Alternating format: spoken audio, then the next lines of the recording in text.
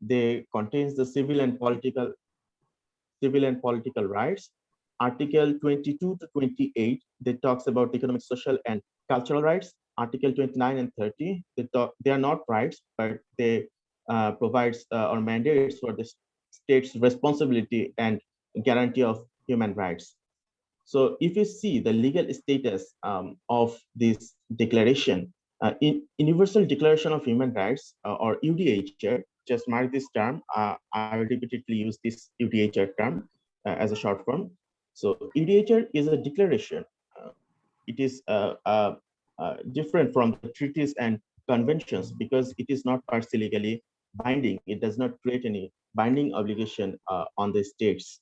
But as it was adopted in 1948, so many years have passed, more than 50 years, and state practice we see among these states. That's why, according to the prominent lawyers and jurists, the Universal Declaration of Human Rights, human rights principles enunciated in that has already reached the status of customary international law. And when something becomes a part of customary international law, that they becomes binding on all the states. So we say that though as a declaration, it is not binding, but as it is forming a part of customary international law, that's why the principles in UDHR are binding over all the nations. UDHR is a very significant document because it is the foundational instrument in international human rights law. If you see that most of the subsequent developments in international human rights law and the subsequent adoption of the treaties and conventions, they find their root in this UDHR. For example, if I name the ICCPR, International Covenant on the Civil and Political Rights, International Covenant on Economic, Social, and Cultural Rights, or the International Bill of Human Rights, they are actually being derived from this UDHR. Even the constitution of most of the countries of the world, they are adopting their human right principles from this UDHR, including the constitution of Bangladesh. Yes, please. Yeah. Hurry up. Yeah. Thank you. So, So I will be starting with the preamble. Preamble, it is the first thing the UDHR starts with. The preamble of UDHR, it explains the document's purpose and underlying philosophy, as well as the rationale behind its adoption. It clearly communicates the intentions of the framers and purpose of the documents. If you see that this preamble, it says that the UDHR as a common standard of achievement for all people and all nations. That means the principles of this UDHR, it will be a common standard for the international human rights laws. That means whether a particular country's constitution, how much it recognizes its human rights of its people. Sorry for the interruption. I assume that তোমাদেরকে আমি একটা video দিয়েছিলাম UDHR এর, সবাই দেখেছো ভিডিওটা? সবাই দেখেছো?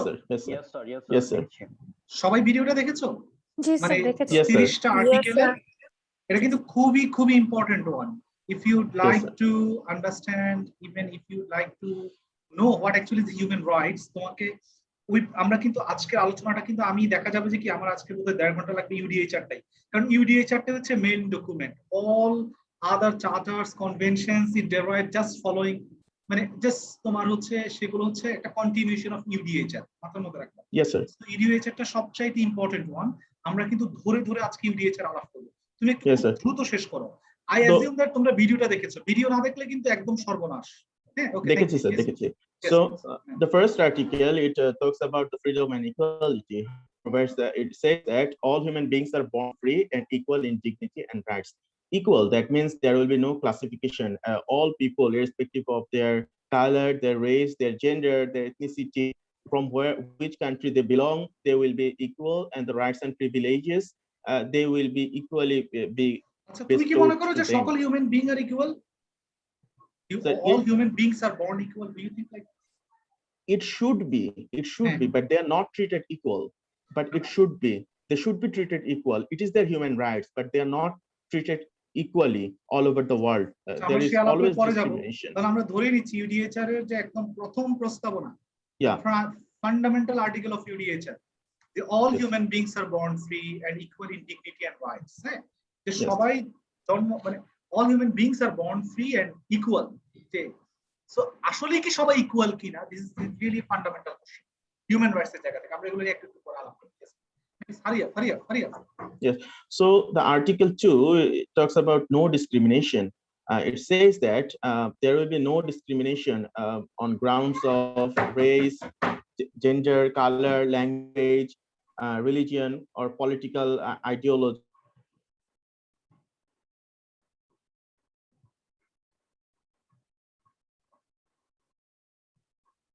ফিট হারাই গেছে। বাকিরা কি আমার কথা শুনছো? জি স্যার। Yes, sir. ইন্টারনেটের সমস্যা হচ্ছে অনেক Yes, জায়গায়। sir. শুনতে পাচ্ছি স্যার। আচ্ছা মাকসুদ একটু তোমাদের গ্রুপ থেকে please hurry up. Okay. Article 2 basically talks about skin share. আচ্ছা আমি আমার থেকে স্ক্রিন শেয়ার করি, তোমাদের দেখি যে সবার সমস্যা। Wait, Yeah. তোমরা টাইম গুলো কিল করতেছো। It's actually বৃষ্টি হয়েছে তো, that's probably net একটু slow কাজ করতেছে। আমি আমাদের যদি মানে ইন পারসন ক্লাস থাকতো আমরা কিন্তু টাস্ক ওয়াইজ করতাম। টাস্ক ওয়াইজ করলে না তোমাদের প্রত্যেকটা আর্টিকেল মাথার মধ্যে থাকতো, বুঝছো? হ্যাঁ, মানে আমরা তো এটা করতে পারলাম না, ওই জন্য আমি তোমাদেরকে দেখেছি। তোমরা তো সবাই ভিডিওটা দেখেছো তাই না? কেউ আছো যে ভিডিও দেখো নাই? Yes, sir. দেখেছি স্যার। অন্য গ্রুপের সবাই দেখেছো ভিডিওটা ইডিএইচআর এর? জি স্যার দেখেছি। Hello. Yes, please carry on. So the Article 3, it talks about the right to life. It says that every person has right to life, liberty, and security of person.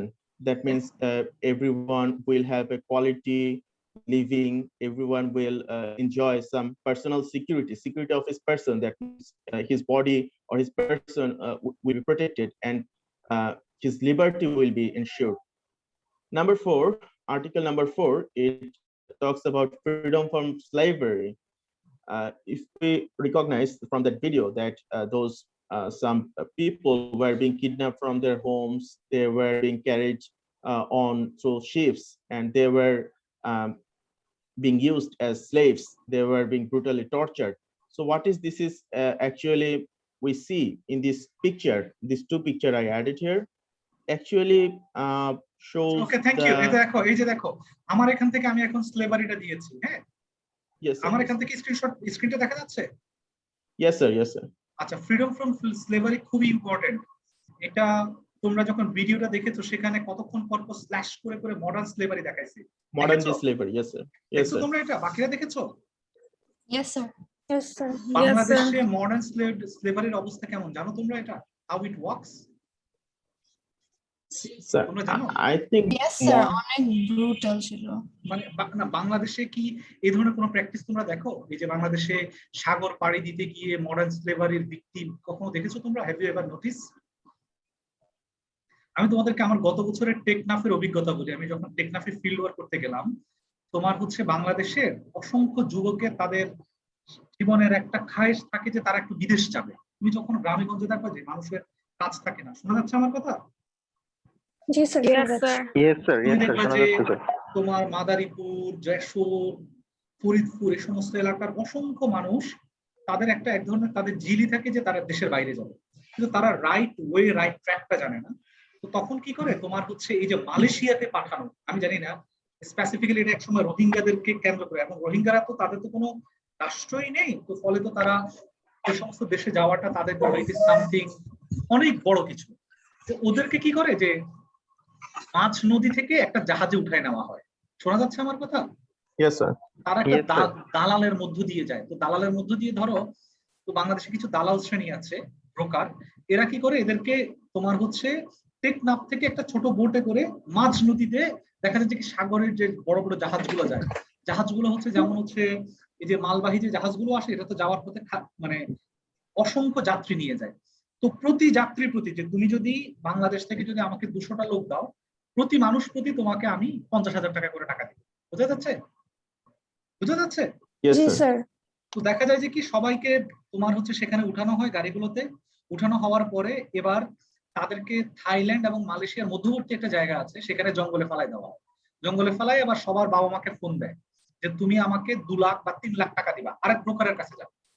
ওই ব্রোকারের কাছে তুমি যদি 3 বার মানে সার্টেন অ্যামাউন্ট অফ মানি আছে, এটা যদি তুমি দাও তখন তুমি ইউ আর ফ্রি, যে তোমাকে তখন মালয়েশিয়াতে ইলিগাল ওয়েতে তোমাকে তোমার হচ্ছে সেখানে তারা মানে এন্ট্রেন্সের ব্যবস্থা করে দিবে।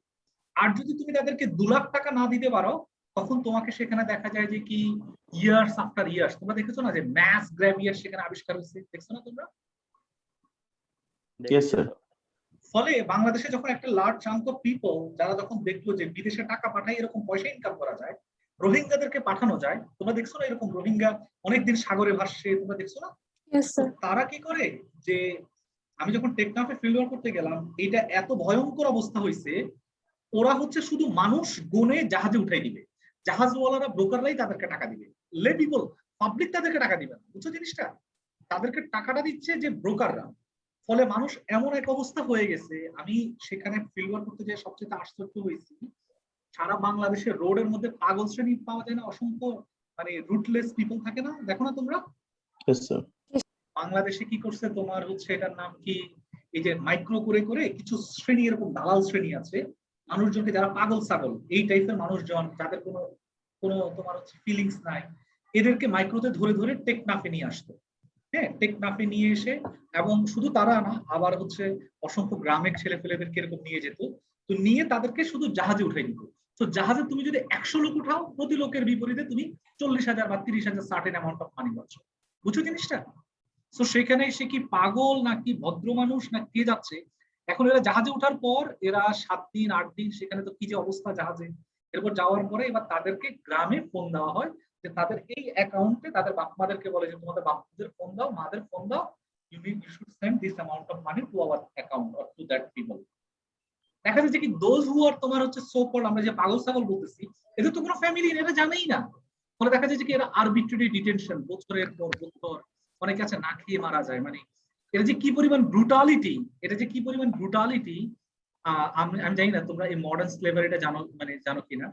অনেক দিন বছরের পর বছর তারা এরকম সেখানে তারা আটকা পড়ে থাকে, বুঝছো? এই জিনিসগুলা এটা সবচেয়ে ওর্স ভিকটিম কিন্তু বাংলাদেশি মানুষরা হয়, বাংলাদেশের মতো থার্ড ওয়ার্ল্ড কান্ট্রির যে মানুষগুলো। Clear? Clear? Yes, sir. Yes, Yes, sir. sir. এবং তোমরা আমি জানি না, মানে এর সবচেয়ে বড় ভিকটিম হচ্ছে রোহিঙ্গারা। কত রোহিঙ্গা যে এরকম মারা গেছে। হ্যাঁ, কারণ তুমি তোমার বাপ মাকে, মানে আমি জানো কিনা, আমি গতবার এক মহিলার ফিল্ড ওয়ার্কে এক বাসায় গেলাম, আমার এত খারাপ লাগছে যে ওই মহিলার ছেলে এরকম হারাই গেছে। মানে 3 বছর সে এরকম মালয়েশিয়া যাবে বলে ওই এরকম দালালের খপ্পরে পড়ে সে ট্রেস আউট হয়ে গেছে। তো সে মহিলা নিয়ত করছে যে তার ছেলে যদি ফিরে আসে সে আজীবন রোজা রাখবে, বুঝছো জিনিসটা?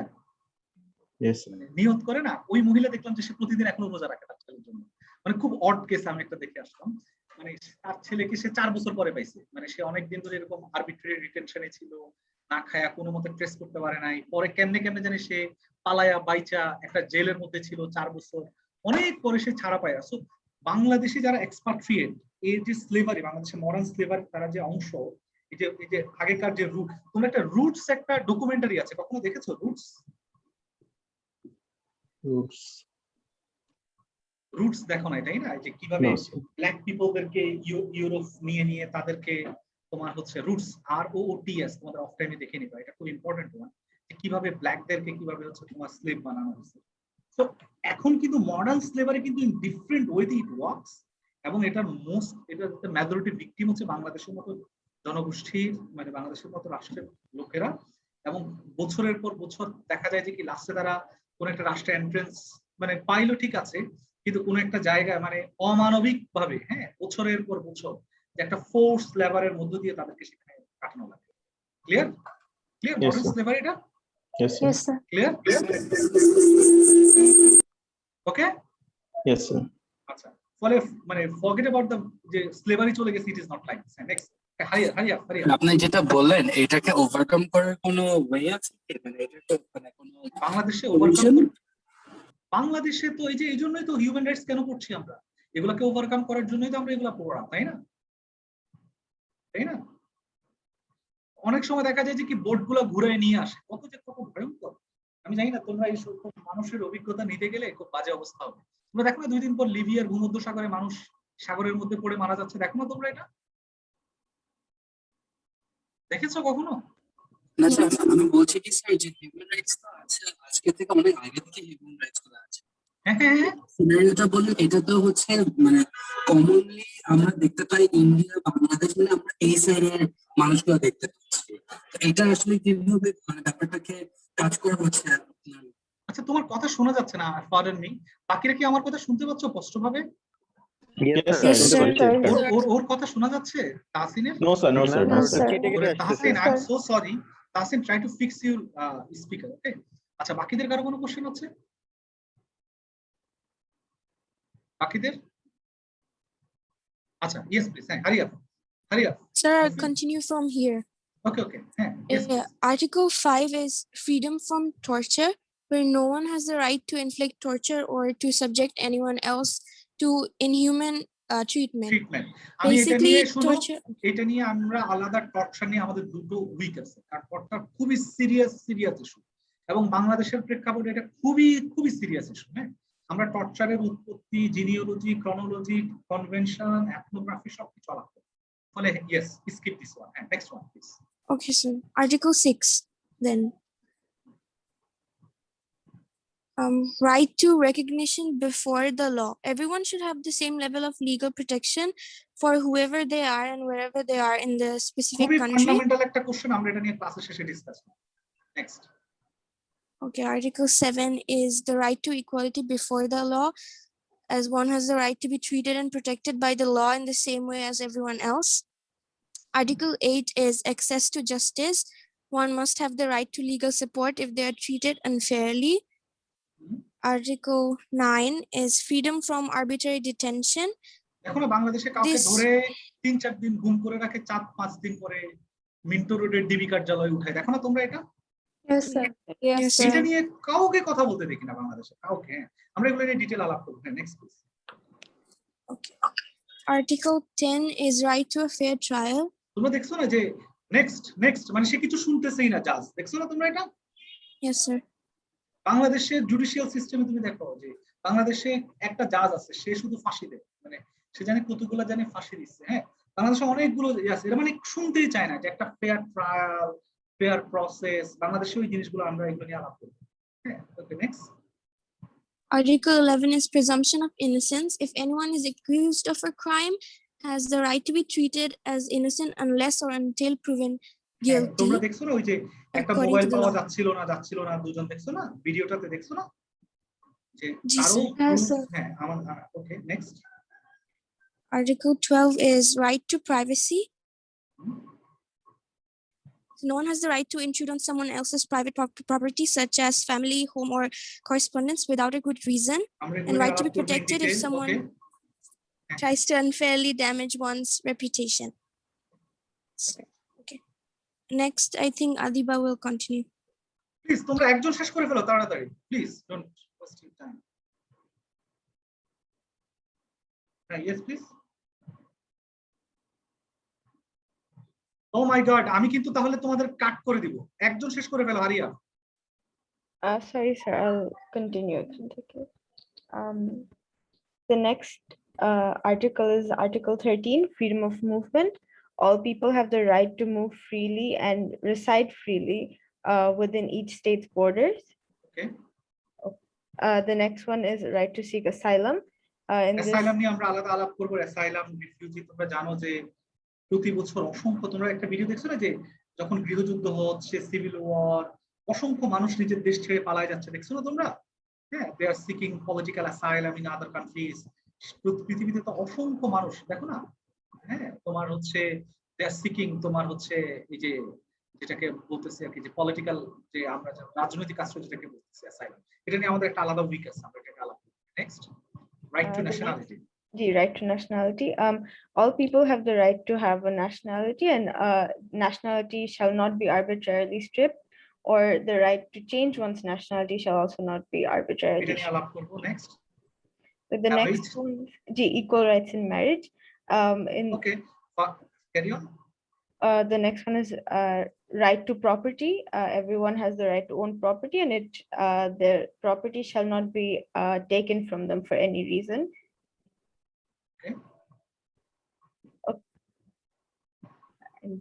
This article came about as a response from World War II, when Jewish people had their property taken away, and now it is oftentimes used to return the property to indigenous peoples, which was আমরা এগুলো নিয়ে taken detail from আলাপ করব next. Carry on.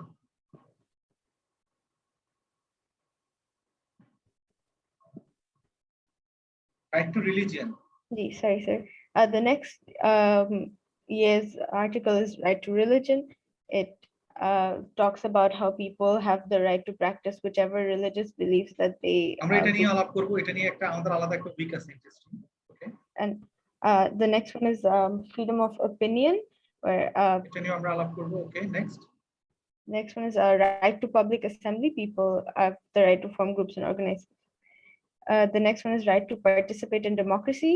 Everybody has the right to take part in a country's political affairs freely, and the government should be voted in by the public while keeping the individual's votes secret.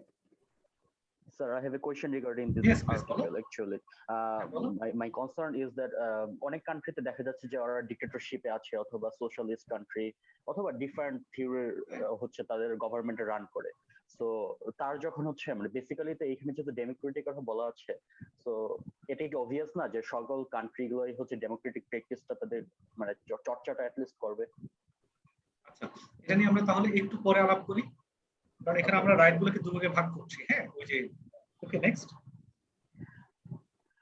Okay, next article 22 is right to social security, as it mentioned in this. আমরা এটা next ক্লাসে আমরা এটা নিয়ে detail আলাপ করব, social security নিয়ে, যে হিউম্যান।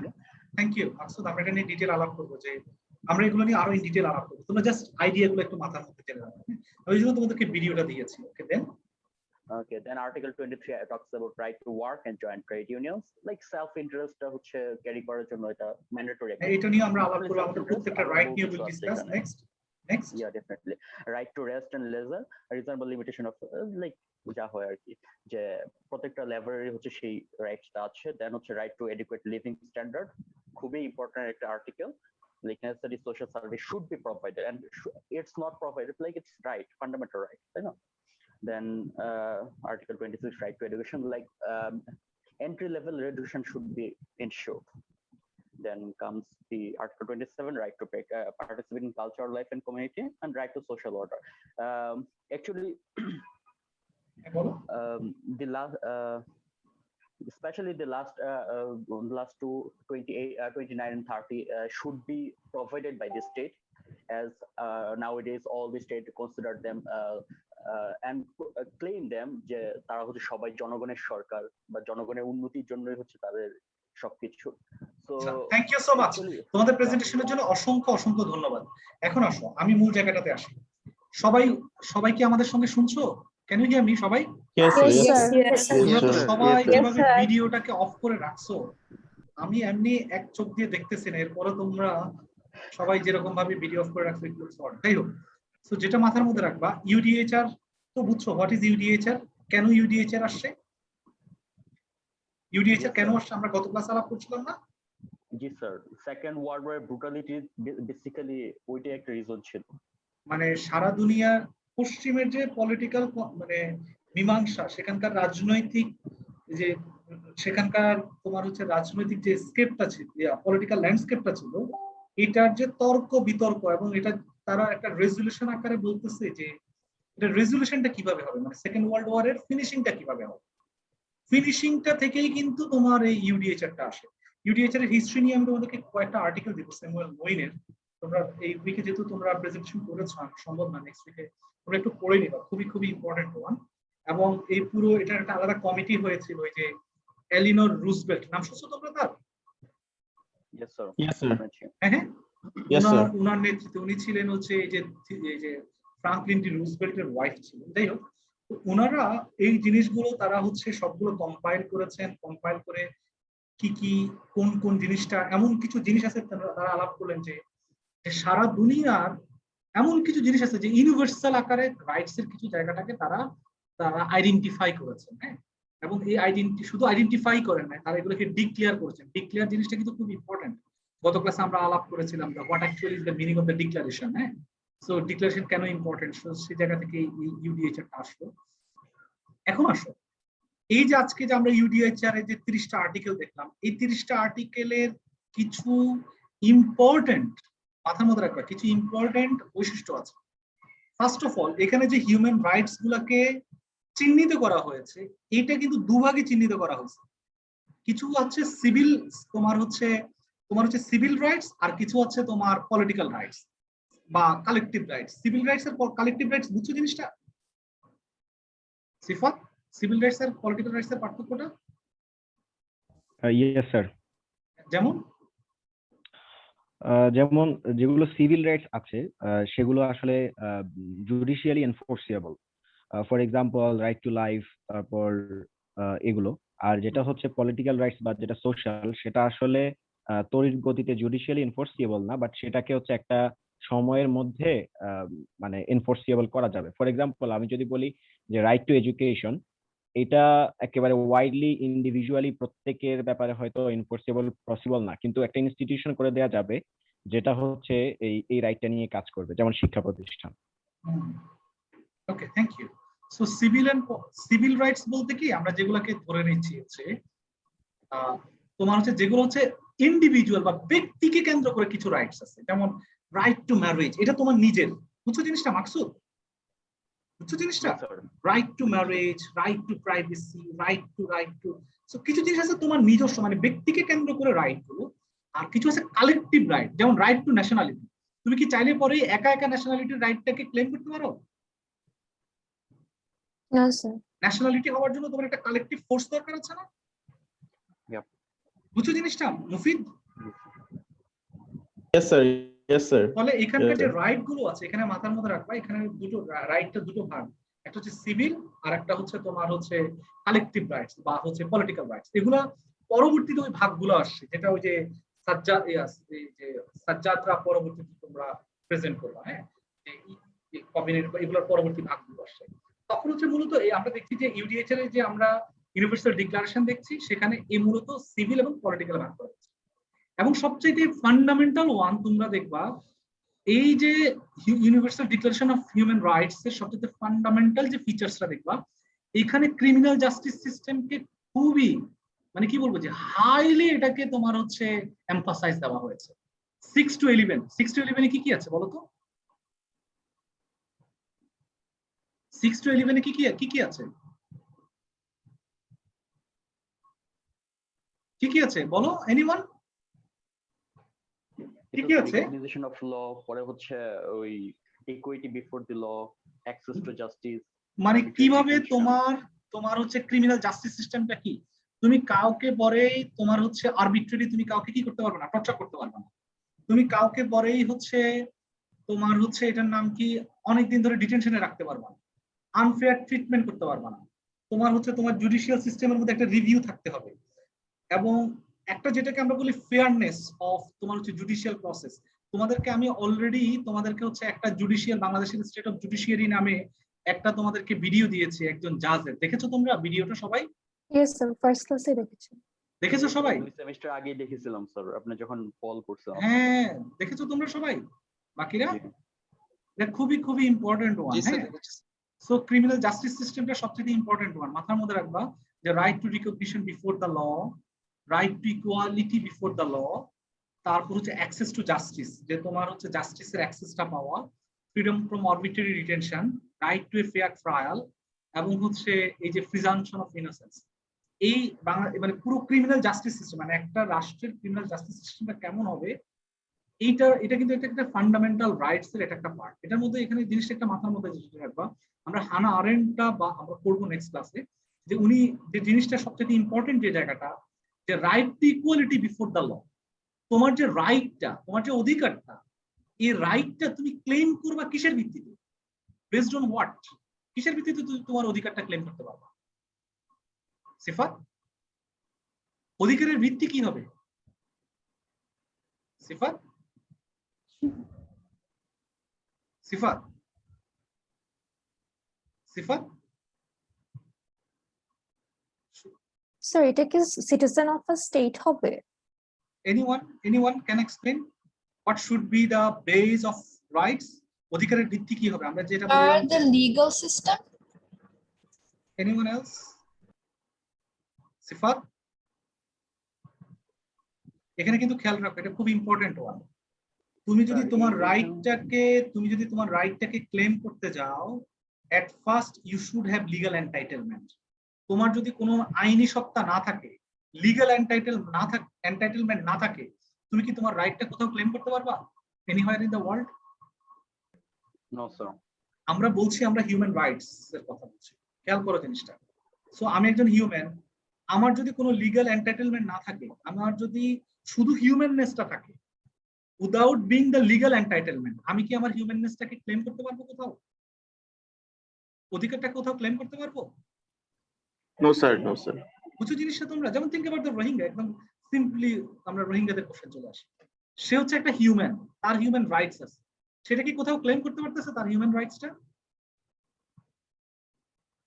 হিউম্যান রাইটসটা ক্লেম করতে পারতেছে না স্যার, করতে পারছেন না। বুঝছো? ফলে এই জিনিসটা খুব important one, equality before the law. This is really the important one. তুমি যতক্ষণ পর্যন্ত না তোমার হিউম্যান বিংটা লিগ্যাল বিং আকারে না আসতেছে, ততক্ষণ পর্যন্ত কিন্তু তুমি ক্রিমিনাল জাস্টিস সিস্টেমের মধ্যে কোনো ধরনের রাইটসটা ক্লেম করতে পারবে। ক্লিয়ার? ক্লিয়ার? শোনা যাচ্ছে আমার কথা? স্যার এখানে একটা ব্যাপার Yes, sir. হচ্ছে, হ্যাঁ বলো। আমার মনে হয় যে at least ওদের হ্যাঁ বলো, হ্যাঁ শোনা জি যাচ্ছে। স্যার। বলো এট লিস্ট। আমি যেটা বলতে চাচ্ছিলাম যে লাইক হয়তো এখন ওদের কান্ট্রিতে ওদের সেই লিগ্যাল রাইটসটা এনশিওর হচ্ছে না, বাট আপনি যদি মানে ইন্টারন্যাশনাল স্পেয়ারের কথা বলেন, লাইক আইসিজে কিন্তু ওরা চাইলে কিন্তু সু করতে পারে যে ওদের রাইটসটা যে ভায়োলেট হচ্ছে, ওরা যে একটা জেনোসাইডের হচ্ছে ভিক্টিমাইজ হয়েছে, সো এইটার ব্যাপারে কিন্তু তারা কিন্তু তাদের লিগ্যাল যে রেমেডি ওটার জন্য আস্ক করতেই পারে। আচ্ছা, আস্ক করে সে প্রতিকার কি পাবে? শোনো ভাই, এটা খুব লম্বা প্রসেস, আমরা সে আলাপগুলোতে যাচ্ছি। হ্যাঁ, যে তোমার হচ্ছে আমরা সে আলাপটাতে আমরা আস্তে আস্তে আসছি। ফার্স্ট আলাপ হচ্ছে যে তুমি যতক্ষণ পর্যন্ত না কোনো একটা লিগ্যাল তোমার এন্টিটি না থাকতেছে, ফলে আমরা যখনই বলতেছি যে তোমরা একদম ফান্ডামেন্টাল যে প্রথম যে আর্টিকেলটা দেখছো যে সকল human being are born as equal, আমরা দেখছি না সবাই ইকুয়াল আকারে জন্মগ্রহণ করে না। কারণ তোমার যদি কোনো আইনি সত্তা না থাকে, তুমি আসলে হিউম্যান রাইটসটাকেই ক্লেম করতে পারতেছো না। সহজ বক্তব্য হচ্ছে তুমি তোমার হিউম্যান রাইটসটাকে ক্লেমই করতে পারতেছো না।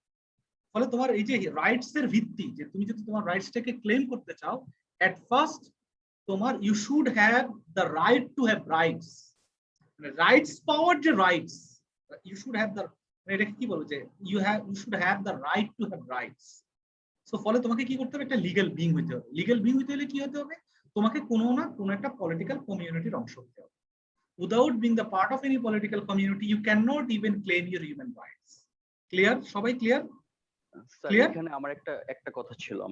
হ্যাঁ, আমরা হচ্ছে মানে আমরা যখন ইন্টারন্যাশনাল ল পড়ছি তখন একটা ছিল যে জুস কোজেন্স ল আর কি, যেটাকে ইংলিশে যদি বলে প্রিএমটরি নর্মস আর কি। তো ওইটাতে কতগুলা ক্রাইম ছিল যেগুলো হচ্ছে কি মানে এইগুলোর রেমেডি পুরা ওয়ার্ল্ড, মানে এইগুলা হচ্ছে ইভেন যে জুডিশিয়াল কি বলে এটাকে মানে জুরিসডিকশনটা, যেটা এটা যে পুরা ওয়ার্ল্ডের যে কোনো জায়গায় হোক না কেন তারা রেমেডি দিতে পারে। তো জুস কোজেন্স ল এর মধ্যে একটা ছিল জেনোসাইড, ম্যাস কিলিং, পাইরেসি, এই টাইপের কতগুলো ক্রাইম ওরা হচ্ছে। এগুলো আমি তোমাকে বলি, আমরা মাকসুদ আমরা এটা নিয়ে আলাপ করব, আমরা আইকম্যান ট্রায়াল নিয়ে আলাপ করব। তোমরা জানো কিনা সেকেন্ড ওয়ার্ল্ড ওয়ারের সময় একজন আইকম্যান ছিল, যে নাজি লিডার, তাকে আর্জেন্টিনা থেকে ধরে নিয়ে এসে ইসরায়েলের ট্রায়াল হয়েছে। আমরা সে আলাপগুলো আলাপ করবো। এগুলো হচ্ছে মডার্ন ডেভেলপমেন্ট, আমরা এগুলো নিয়ে পরে আলাপ করবো। বাট ইন এ নাটশেল আমরা এগুলো নিয়ে আলাপ করবো। দেয়ার আর ইস্যুস। এখন আমেরিকাও দেখতেছো না যে যারা হচ্ছে জেনোসাইডের সঙ্গে সম্পৃক্ত, এদেরকে তাদের দেশে তারা হচ্ছে দে আর বেয়ারিং দেম, হ্যাঁ, যে তাদেরকে ঢুকতে দিচ্ছে না। বাট তোমাকে বলতেছে যে আমরা যে আলাপটা করতেছি যে all beings are equal, so আমরা বলতেছি যে হিউম্যান বিং ইকুয়াল না যতক্ষণ না লিগ্যাল এন্টাইটেলমেন্ট না থাকে। বুঝছো জিনিসটা?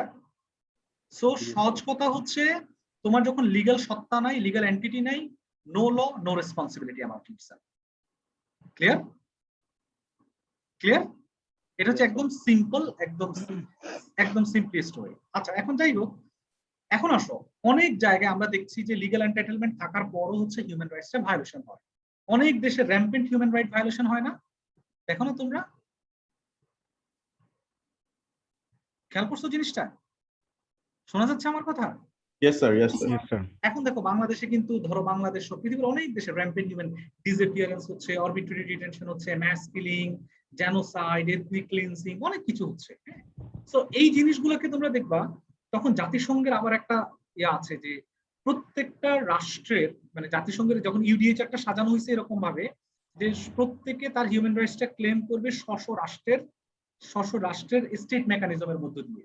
ওই জন্য আমরা যেটা দেখেছি যে সেকেন্ড ওয়ার্ল্ড ওয়ারের পরে পৃথিবীর প্রত্যেকটা রাষ্ট্র তার সংবিধানের মধ্যে ইউডিএইচআরটাকে ইনকর্পোরেট করেছে নানান তরিকায়, নানান পদ্ধতিতে। দেখছো না বাংলাদেশে, তোমরা দেখো না যে বাংলাদেশ সরকার তোমার কিছু ফান্ডামেন্টাল এই যে মানে তোমার কিছু রাইটস আছে এগুলো সংরক্ষণ করবে। দেখো না সংবিধানে লিখেছে না বাংলাদেশের সংবিধান, দেখছো না তোমরা? পাকিস্তানের সংবিধান বলো, ইন্ডিয়ার সংবিধান, সকল দেশে এরকম কিছু সংবিধান আছে, এটা সবাই ইনকর্পোরেট করেছে। সো জাতিসংঘ এটাকে মেকানিজমটা এমন ভাবে করেছে যে প্রত্যেকটা individual state R responsible to protect the rights of its citizen. এখন যদি স্টেটই যদি এটাকে ভায়োলেট করে, তখন জাতিসংঘের একটা তোমার হচ্ছে এই যে এইটারই এই আর্টিকেল 55 নম্বর চার্টারে আছে, যদি কোনো একটা রাষ্ট্র যদি র্যাম্পেন্ট হিউম্যান রাইটস ভায়োলেশন হয়, যেমন কোন একটা রাষ্ট্রে তার একটা এথনিক গ্রুপকে তারা ক্লিনজিং করতেছে, হ্যাঁ, বা একদম খুব ডেমলিশ করে দিচ্ছে, ফলে রাষ্ট্র তখন জাতিসংঘ সেখানে ইন্টারভেন করতে পারে। এটাকে তারা নাম দিয়েছে হিউম্যানিটেরিয়ান ইন্টারভেনশন। নাম শুনছো এই শব্দটা, হিউম্যানিটেরিয়ান ইন্টারভেনশন? Yes, sir. হ্যাঁ, Yes, শোনা sir. যাচ্ছে? এটা নিয়ে আবার কিন্তু অসংখ্য তর্ক বিতর্ক আছে যে জাতিসংঘ আরেকটা রাষ্ট্র, কারণ জাতিসংঘ তো নিজেই মানে আরেকটা রাষ্ট্রে সে হস্তক্ষেপ করতে পারবে কিনা, কারণ এখানে সার্বভৌমত্বের কোশ্চেন আছে যে আমি একটা রাষ্ট্র, আমাকে জাতিসংঘ বা অন্য আরেকটা রাষ্ট্র আমাকে আক্রমণ করতে পারবে কিনা। এটা একটা সিরিয়াস একটা ইস্যু আছে, এটা মাথার মধ্যে রাখবা। Principal of non intervention. হ্যাঁ, প্রিন্সিপাল অফ নন ইন্টারভেনশন, যে একটা রাষ্ট্র আরেকটা রাষ্ট্র ইন্টারভেনশন করতে পারবে না, একটা সিরিয়াস, এটা একটা তর্ক আছে। আবার আরেকটা হচ্ছে যে হিউম্যান রাইটস ভায়োলেশন হলে জাতিসংঘ হিউম্যানিটেরিয়ান, অলরেডি তোমরা দেখছো যে ইরাকে হিউম্যানিটেরিয়ান ইন্টারভেনশন হয়েছে, আফগানিস্তানে হিউম্যানিটেরিয়ান ইন্টারভেনশন হয়েছে, দেখছো না তোমরা এগুলো? Yes, দেখছো? sir. হ্যাঁ, Yes, sir, দেখছি। আচ্ছা এখন আসো, এখন যে ইন্টারভেনশন গুলো হয়, তারপর হচ্ছে তোমার এটার নাম কি ইয়াগুলো হয়, এটার নাম কি যুদ্ধগুলো হয়। তোমরা দেখবে যে দ্বিতীয় বিশ্বযুদ্ধের পরে শুধু human rights, universal declaration of human rights হয়েছে তা না, এই যে এখন আরেকটা জায়গায় যখন আমি ইন্টারভেনশন করব, যুদ্ধ করব, তোমরা দেখবে যে অসংখ্য তখন আরো নতুন নতুন আইন হয়েছে। যেমন তোমরা জেনেভা কনভেনশনের নাম শুনেছো? জি স্যার। জেনেভা কনভেনশন মানে কি? Anyone, any idea what is Geneva convention? Geneva কনভেনশনটা কি? Anyone, any idea what is Geneva Convention? Can you hear me? Sir চারটা কনভেনশন ছিল টোটাল। জেনেভা হ্যাঁ, বলো কনভেনশন। জেনেভা কনভেনশনটা কি বলো? সিফাত, any idea what is Geneva Convention? Sir এটা বেসিক্যালি কি বলে যুদ্ধকে নিয়ে ডিল করে, যারা হচ্ছে ওয়ার প্রিজনার আছে তাদের সাথে কিভাবে আচার আচরণ করতে হবে, দেন হচ্ছে গিয়ে মানে ওয়ারে কি করা যাবে কি করা যাবে না, এই ধরনের কিছু বিষয় নিয়ে ডিসকাস করে। হ্যাঁ, যেমন যেমন ফর এক্সাম্পল হচ্ছে যদি মানে বন্দি থাকে এবং সেগুলো যদি এক্সচেঞ্জ করার কোনো ওয়ে থাকে কোনো একটা দুইটা দেশের মধ্যে। থ্যাংক ইউ, আমি সহজ ভাষায় থ্যাংক ইউ সিফাত, তুমি যে মানে একটা শোনো, যুদ্ধটাকে একটা সিভিলাইজ ফর্মে নিয়ে আসা। যুদ্ধ করতেও কিন্তু ভাই অনেক প্যাচাল আছে, বুঝছো? যুদ্ধ এত সিম্পল না, আমরা যেভাবে যুদ্ধকে, হ্যাঁ, যুদ্ধকে ধরে মানে আমরা যুদ্ধকে মানে ব্যাখ্যা করি আর কি। সো যুদ্ধকে মানে একটা কোডিফিকেশনের মধ্যে, কারণ যুদ্ধের মধ্যে দেখবা যে র্যাম্পেন্ট তোমার হিউম্যান এটার নাম কি, মানুষজন আহত হচ্ছে, তাই না? তারপর যুদ্ধের মধ্যে অসংখ্য অসংখ্য সিরিয়াস তোমার হচ্ছে বাজে কন্ডিশন তৈরি হয়। তো এই কন্ডিশনটাকে একটা সিভিলাইজ ওয়েতে যুদ্ধটাকে নিয়ে আসা, হ্যাঁ, এবং যুদ্ধ করতে ডিক্লারেশন দেওয়া, হ্যাঁ, কেন যুদ্ধে কি কি করা যাবে কি কি করা যাবে না। হ্যাঁ, যুদ্ধের মধ্যে অসংখ্য তোমার হচ্ছে অ্যাক্টর আছে, যে মিলিটারি আছে, সিভিলিয়ান আছে, হ্যাঁ, নানান প্রফেশনাল গ্রুপ আছে, হিউম্যানিটেরিয়ান যারা কাজ করে তারা আছে। সো এই যে নানান গ্রুপ গুলো আছে তাদের রোলটা কেমন হবে, তুমি যুদ্ধে কি কি করতে পারবে, যেমন হচ্ছে যুদ্ধবন্দীদের অধিকার নির্ণয় নিয়ে সেগুলো নিয়ে আমরা আলাপ করবো, যে যুদ্ধে তুমি কোন কোন জায়গায় হামলা করতে পারবা, যে তুমি হাসপাতালে যুদ্ধের সময় হামলা করতে পারবা না। তারপর হচ্ছে তুমি যুদ্ধের সময় এটার নাম কি মানুষের এই যে ধরো বেসিক ইনফ্রাস্ট্রাকচার, যেমন তোমার এটার নাম কি এই যে এগুলোকে আমরা কি বলি, গ্যাস, ইলেকট্রিসিটি, এসব জায়গায় তোমার হামলা করা যাবে না, বাচ্চাদেরকে মারা যাবে না যুদ্ধের সময়। তারপর হচ্ছে যুদ্ধের সময় তোমার এই যে কিছু জায়গায় তুমি হামলা করতে পারবে না, যারা সিভিলিয়ান তাদেরকে তুমি আক্রমণ করতে পারবে না। তো যুদ্ধটাকে একটা সিভিলাইজ ফর্মে, যুদ্ধে যদি কেউ আহত হয় তার সুচিকিৎসার ব্যবস্থা করা, যুদ্ধে যদি কেউ বন্দী হয় তুমি তাকে না খেয়ে মেরে ফেলতে পারবা না, হ্যাঁ, তুমি ইভেন তাকে টর্চার করে মেরে ফেলতে পারবা না, ইভেন তুমি কেউ যদি আহত হয় তাকে একটা জুডিশিয়াল প্রসেসের মধ্য দিয়ে তার আবার বিচারের ব্যবস্থা করা। আর যুদ্ধে যারা বন্দী হয় তাদের ট্রিটমেন্টটা কেমন হবে, এটা কিন্তু খুব সিরিয়াস ইস্যু, যে কেউ যদি যুদ্ধের সময় বন্দী হয়। তো এটাকে একটা সিভিলাইজ ম্যানারের মধ্যে নিয়ে আসা। তোমরা দেখবে এটা নিয়ে জেনেভা কনভেনশনের পরে হেগ ডিক্লারেশন হয়েছে, রোম স্ট্যাটিউট হয়েছে, তুমি দেখেছো না, অনেক কিছু হয়েছে না এগুলো নিয়ে, দেখেছো না? জানো তো তোমরা এগুলো? Can you hear me? জি স্যার। Yes sir. কিন্তু তুমি দেখবা দিন শেষে, আমি তোমাদেরকে একটা উদাহরণ দিই, যে এই যে so called humanitarian intervention, so called যুদ্ধ বাস্তবতা, সাউন্ড আসছে না। বাকিরা কি আমার কথা শুনছো না? স্যার শোনা Yes, যাচ্ছে। sir. Yes sir, yes sir. আচ্ছা, তুমি দেখবা যে এটাকে আমরা যত universal declaration of human rights বলছি, এটা কিন্তু ইউনিভার্সাল ডিক্লারেশন আকারে কাজ করে না। যেমন আমি তোমাদেরকে উদাহরণ দিই, যখন এই যে তালেবানদের বিরুদ্ধে যুদ্ধ হইল, আফগানিস্তানে যুদ্ধ করলো না যুক্তরাষ্ট্র, দেখছো না তোমরা কত বছর ধরে যুদ্ধ করছে?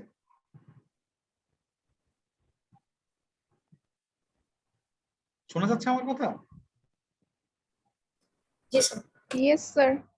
আমি জানি না তোমরা এই যে তালেবানদের বিরুদ্ধে যে যুদ্ধটা হয়েছে আফগানিস্তানে, এই 20 বছর ধরে সবাই দেখবা যে আফগানিস্তানের যুদ্ধ নিয়ে, আফগানিস্তানের ভবিষ্যৎ কি হবে এটা নিয়ে কান্নাকাটি অনেক।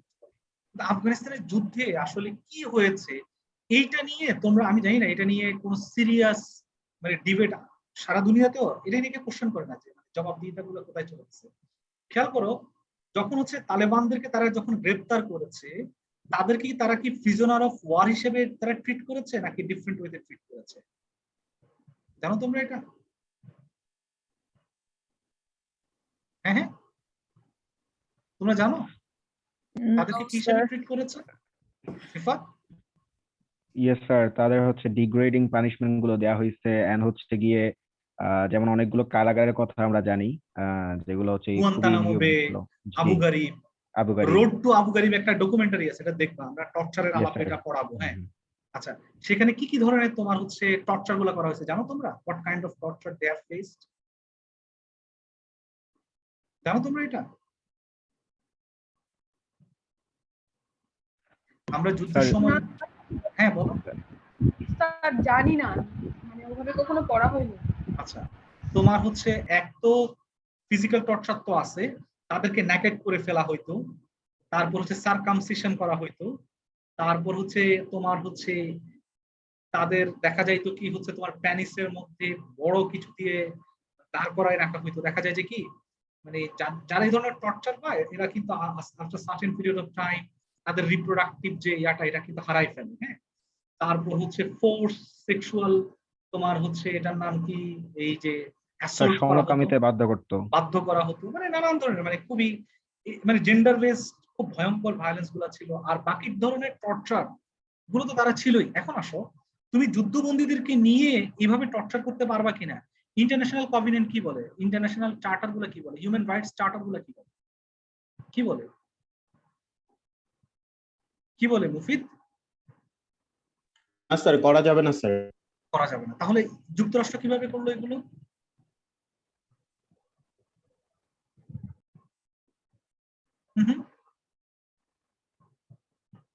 যুক্তরাষ্ট্র কিভাবে করলো মারিয়া?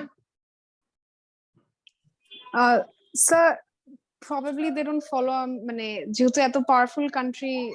নো, তুমি জানো কিনা জানি না, যুক্তরাষ্ট্রের টর্চার আইন বাংলাদেশ থেকে অনেক বেশি সিরিয়াস। পরের দিন চাকরি চলে যাবে। জানো এটা? মানে তুমি দেখো কি পরিমাণ ট্যাকটিস ওরা খাটাইছে। ফার্স্ট অফ অল তারা যখন এদেরকে বন্দি করছে, বন্দি করে এদেরকে নাম দিচ্ছে যে they are not the prisoner for war, বরং তারা হচ্ছে টেররিস্ট। বুঝছো জিনিসটা? মানে প্রিজনার অফ ওয়ার হলে তাদেরকে যুদ্ধবন্দী যারা যখন হয়নি, you will declare someone as prisoner for war, তখন তোমার হচ্ছে কিছু রেসপন্সিবিলিটি চলে আসে। যে তুমি তাদেরকে এভাবে ট্রিট করতে হবে। কিন্তু তুমি যখন বলতেছো যে এরা রেভিলিয়ন গ্রুপ, এরা টেরোরিস্ট, ফলে তোমার উপর কোনো দায় পড়ে না, তাদের উপর তুমি কি ধরনের নিপীড়ন করতেছো। ক্লিয়ার? ক্লিয়ার? মারিয়া বুঝছো? মারিয়া বুঝছো জিনিসটা? জি স্যার, ক্লিয়ার। মানে Plus, ওদের রাইটটাই চেঞ্জ করে দিল। সেকেন্ড ইস্যু খুব ইম্পর্টেন্ট, আমরা যেটা বারবার খুব ইম্পর্টেন্ট ওয়ান, কোন একটা রাষ্ট্র তাকে জবাবদিহি করা লাগে যদি তার ভূখণ্ডের মধ্যে কোনো ধরনের হিউম্যান রাইটস ভায়োলেশন ঘটে। ধরো মার্কিন যুক্তরাষ্ট্রের মধ্যে কোনো একটা মানুষকে সাসপিশিয়াস তালেবান আকারে ট্রিট করে তাকে আন্ডার তোমার হচ্ছে জুডিশিয়াল প্রসেস, আন্ডার টর্চার, এই ধরনের প্রসেসের মধ্যে দিয়ে যাচ্ছে, যারা যারা যাচ্ছে সবার কিন্তু সিরিয়াস তারা এলিগেশনের মুখোমুখি হবে। কিন্তু তুমি যদি মার্কিন যুক্তরাষ্ট্রের বাইরে অন্য রাষ্ট্রের একটা ভূখণ্ডের মধ্যে তাদেরকে টর্চার করো, তুমি কার কাছে জবাবদিহি থাকবা? কার কাছে জবাবদিহি থাকবা? No sir. বুঝছো জিনিসটা? ফলে তারা কি করেছে, মার্কিন যুক্তরাষ্ট্র নিজেদের আভ্যন্তরীণ ভূখণ্ডে তারা এই টর্চার সেলগুলো তৈরি করে নাই, বরং তাদের ভূখণ্ডের বাইরে গুয়ান্তানামো বে, তাদের ভূখণ্ডের বাইরে অন্য একটা রাষ্ট্র। বুঝছো জিনিসটা? খেয়াল করছো জিনিসটা? ফলে তারা যখন আরেকটা রাষ্ট্রের ভূখণ্ডের মধ্যে এই হিউম্যান রাইটস এর ভায়োলেশন গুলো করছে, তারা কিন্তু এটার জন্য নিজেদের কোনো ধরনের জবাবদিহি করা লাগতেছে না। ক্লিয়ার? ক্লিয়ার? বুঝছো জিনিসটা? টেকটিসটা সবাই বুঝছো জিনিসটা? সামিয়া মনজুর? জি স্যার, বুঝেছি। ফলে তুমি বাংলাদেশের প্রেক্ষাপটে সেম জিনিস দেখো, তুমি একটা মানুষকে তুমি যদি আইনের সামনে যদি না নিয়ে যাও, ধরো তুমি এমন একটা জায়গার মধ্যে তাকে আটকায় রাখতেছো, মানে তুমি, ফলে তোমাকে কারো কাছে জবাবদিহি আসলে করা লাগতেছে না। বুঝছো জিনিসটা? ফলে এই জিনিসটা রিয়েলি রিয়েলি ইম্পর্টেন্ট ওয়ান, যে আমরা এত এই যে ইউনিভার্সাল ডিক্লারেশন বলতেছি, ইউনিভার্সাল সার্বজনীন, মানে রাইটসটা হচ্ছে এমন একটা জিনিস যে সার্বজনীন। এমনকি তুমি যদি এক রাষ্ট্র থেকে আরেক রাষ্ট্রে যাও, তোমার সার্টেন ফান্ডামেন্টাল রাইটস আছে, তুমি সে রাষ্ট্রে যাও সেটা ক্লেম করতে হবে। ইট ইজ ট্রু যে ওই রাষ্ট্রের তুমি অনেকগুলো পলিটিক্যাল রাইটস থেকে ইউ উইল বি ডিপ্রাইভড, হ্যাঁ, যেহেতু সেখানকার যে পলিটিক্যাল কমিউনিটি, তুমি তো সেই পলিটিক্যাল কমিউনিটির অংশ না। কিন্তু ডেসপাইট দিস, যেহেতু তুমি বিং হিউম্যান, সারা দুনিয়াতে যেখানে যাও তোমার কিছু ইউনিভার্সাল হিউম্যান রাইটস আছে, no one can not violate ইট।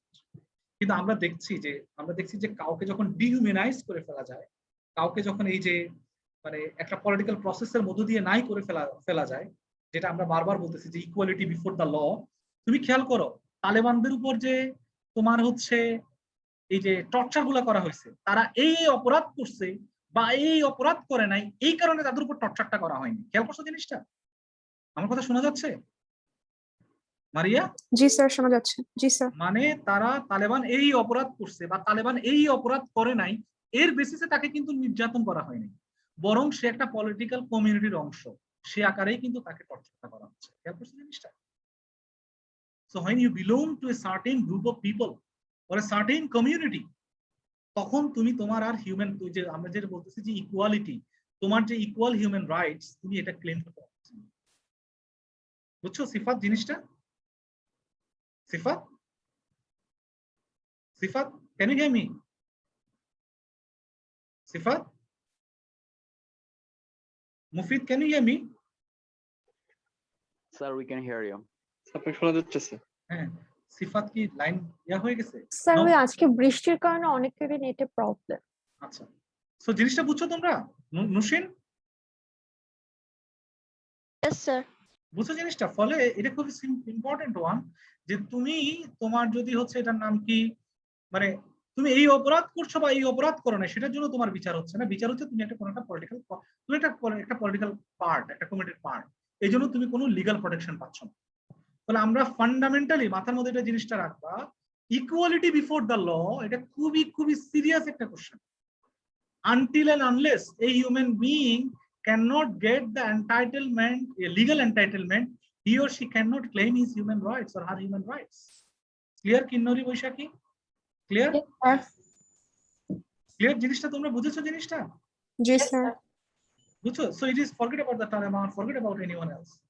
ফলে এটা খুব সিরিয়াস কোশ্চেন, যে আমরা ইউডিএইচআর এর যে একদম ফান্ডামেন্টাল যে মানে ডিক্লারেশন যে সকল মানুষ জন্মগতভাবে সমান, নো, সকল মানুষ জন্মগতভাবে সমান না।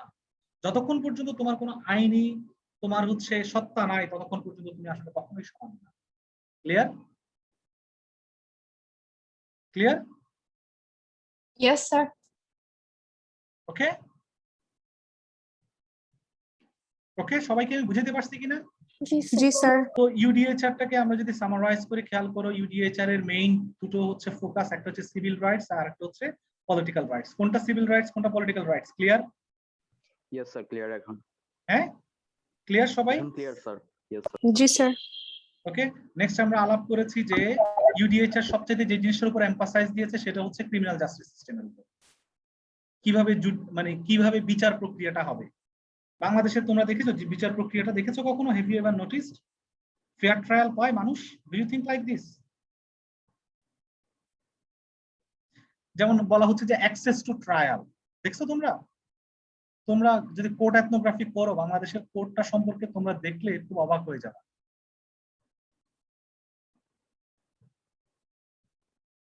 এই যে এখানে লেখা আছে হচ্ছে অ্যাক্সেস টু জাস্টিস। তোমরা কি মনে করো বাংলাদেশে তুমি কোর্টে গেলে কোর্টে যে কোনো জিনিস রায় টায় তুমি দেখতে পারবা? বাংলাদেশে ওপেন ট্রায়াল হয়? Do you think like this? না স্যার, নাই স্যার। বাংলাদেশে ঢুকতে দেয় না কোর্টে, খুবই প্রাইভেটলি। হ্যাঁ মানে তারপর হচ্ছে কোনো সম্মান নেই। তুমি যদি কোনো একটা বিচার প্রার্থী যায়, তুমি একটা দিন কোর্টের বারান্দায় দাঁড়ায় থাকো, দেখো যে মানুষের কি পরিমাণ কষ্ট, মানে বসার কোনো জায়গা নাই, মেয়েদের বাচ্চা কাচ্চা নিয়ে ঘন্টার পর ঘন্টা মেয়েরা দাঁড়ায় থাকে। হ্যাঁ, তারা যে কারোর সঙ্গে কথা বলবে ওই স্কোপটা নাই, একটা ফাইল নাও তোমার হচ্ছে ঘুষ ছাড়া। মানে বলে না যে বাংলাদেশের কোর্টের বারান্দা হচ্ছে এরকম যে কোর্টের মাটি পর্যন্ত হা করে থাকে টাকা খাওয়ার জন্য। শুনো না তোমরা এটা? শুনো না তোমরা এটা? কোর্টের বলে না যে কোর্টের একটা বালি পর্যন্ত হা করে থাকে যে মানে টাকা খাওয়ার জন্য। সো বাংলাদেশের যে অ্যাক্সেস টু জাস্টিস, ওই অ্যাক্সেসটাই তো নেই।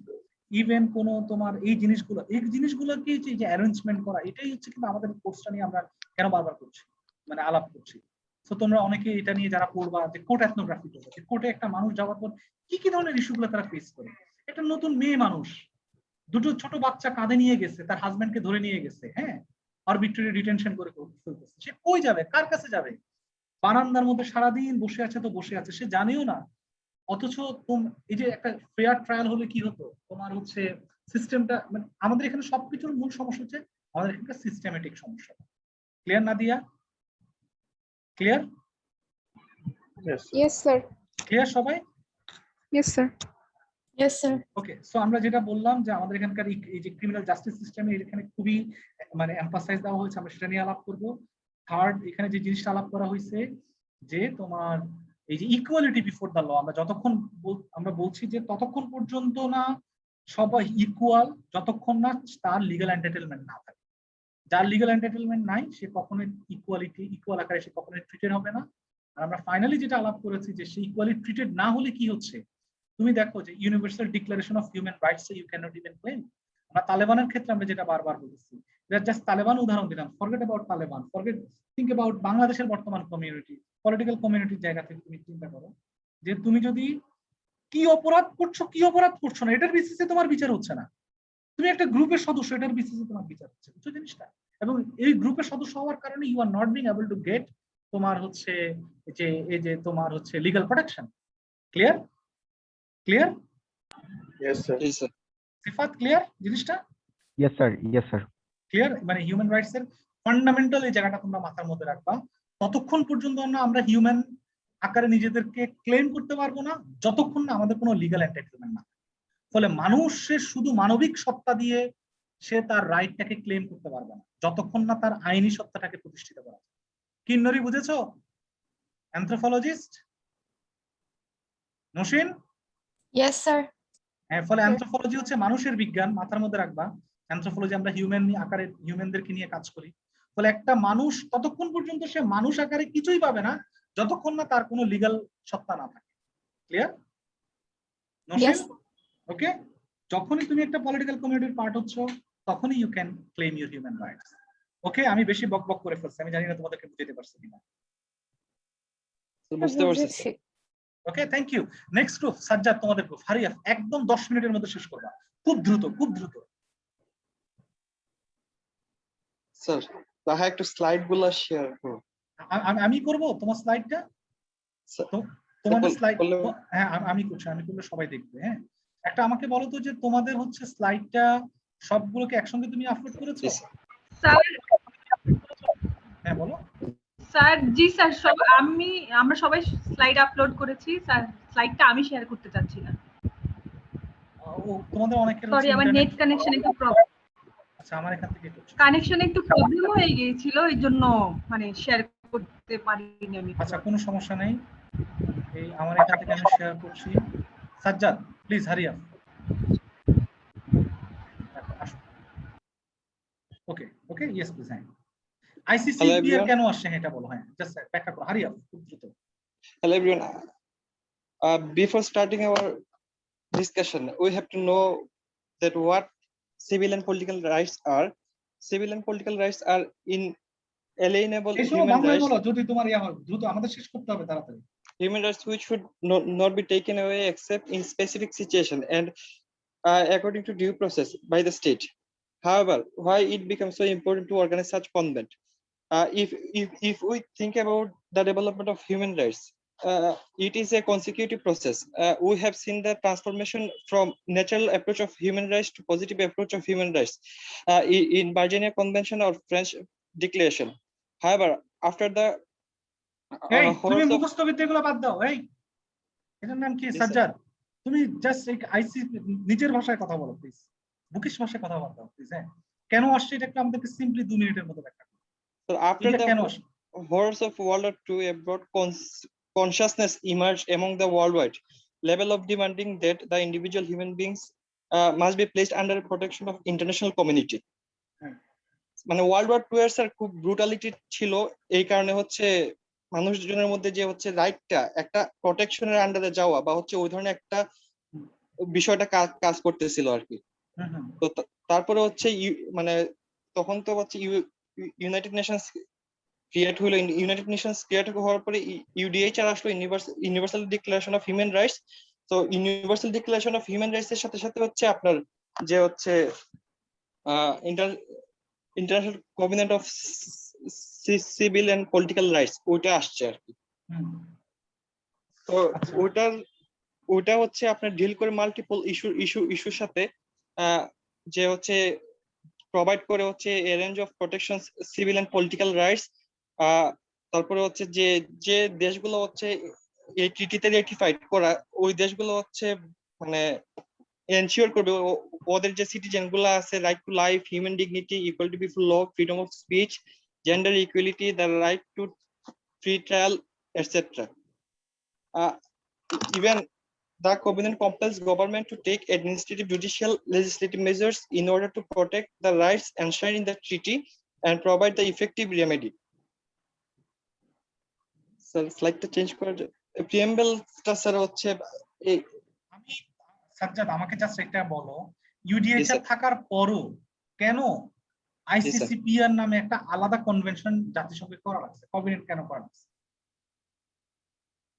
এনিওয়ান বল দ্য গ্রুপের এনিওয়ান কেন করা লাগছে? Anyone else? সিফাত কেন করা লাগছে? স্যার হ্যাঁ বলো। স্যার এটা কি আগের জন্য যে আপনার আগে তো হচ্ছে ইউএস বেস ছিল, তার জন্য কি করা হয়েছে? বুঝি নাই স্যার। ইউএস বেস ছিল জিনিসটাকে সেখান থেকে হচ্ছে জাতিসংঘতে ট্রান্সফার করা হলো। তোমার সাউন্ড সিস্টেমটা প্লিজ তাহসিন, তোমার সাউন্ড সিস্টেমটা খুব বাজে অবস্থা, প্লিজ এটা ফিক্স ইট। এটার নাম হচ্ছে সালে সিফাত কেন হয় ইউডিএইচআর থাকার পরও কেন আইসিসিপিআর এবং হ্যাঁ বলো। ইয়েস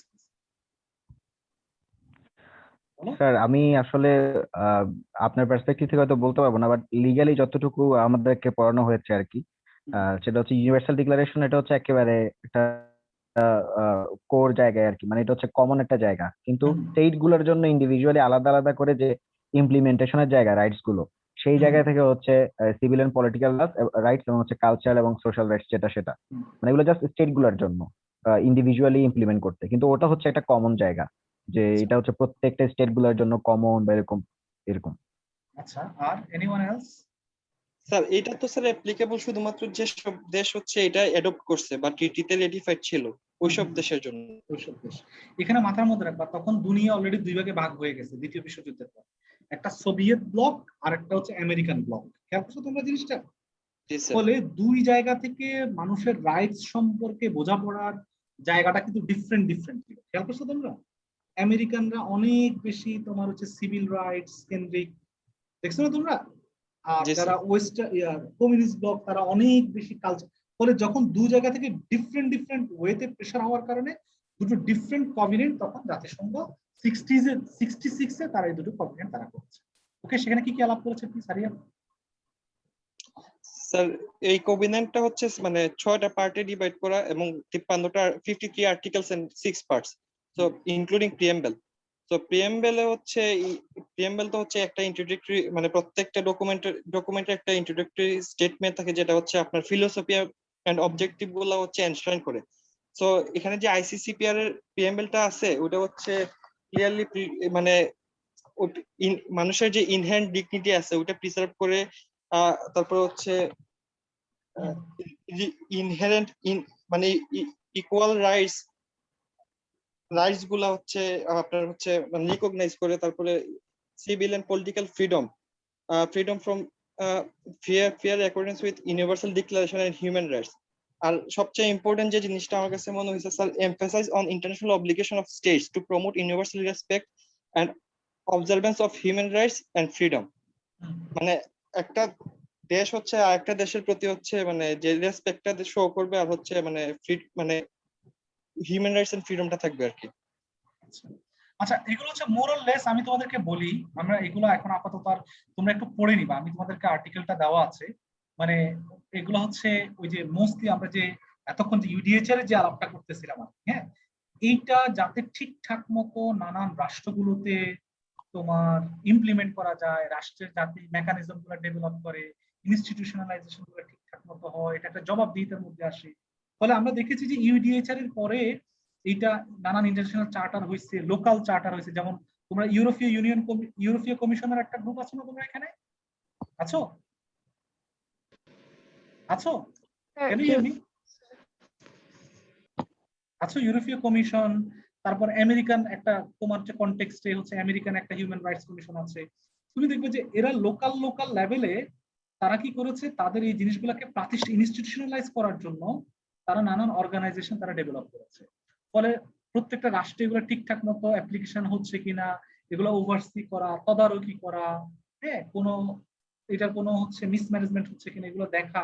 এজন্য তুমি দেখবে যে লোকালি এই সমস্ত ভাইব্রেন্ট আরো অনেকগুলো অর্গানাইজেশন ডেভেলপ করেছে, ইনস্টিটিউশন ডেভেলপ করেছে, মেকানিজম ডেভেলপ করেছে।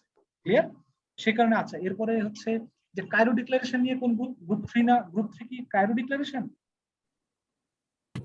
না স্যার, গ্রুপ 3 কারা?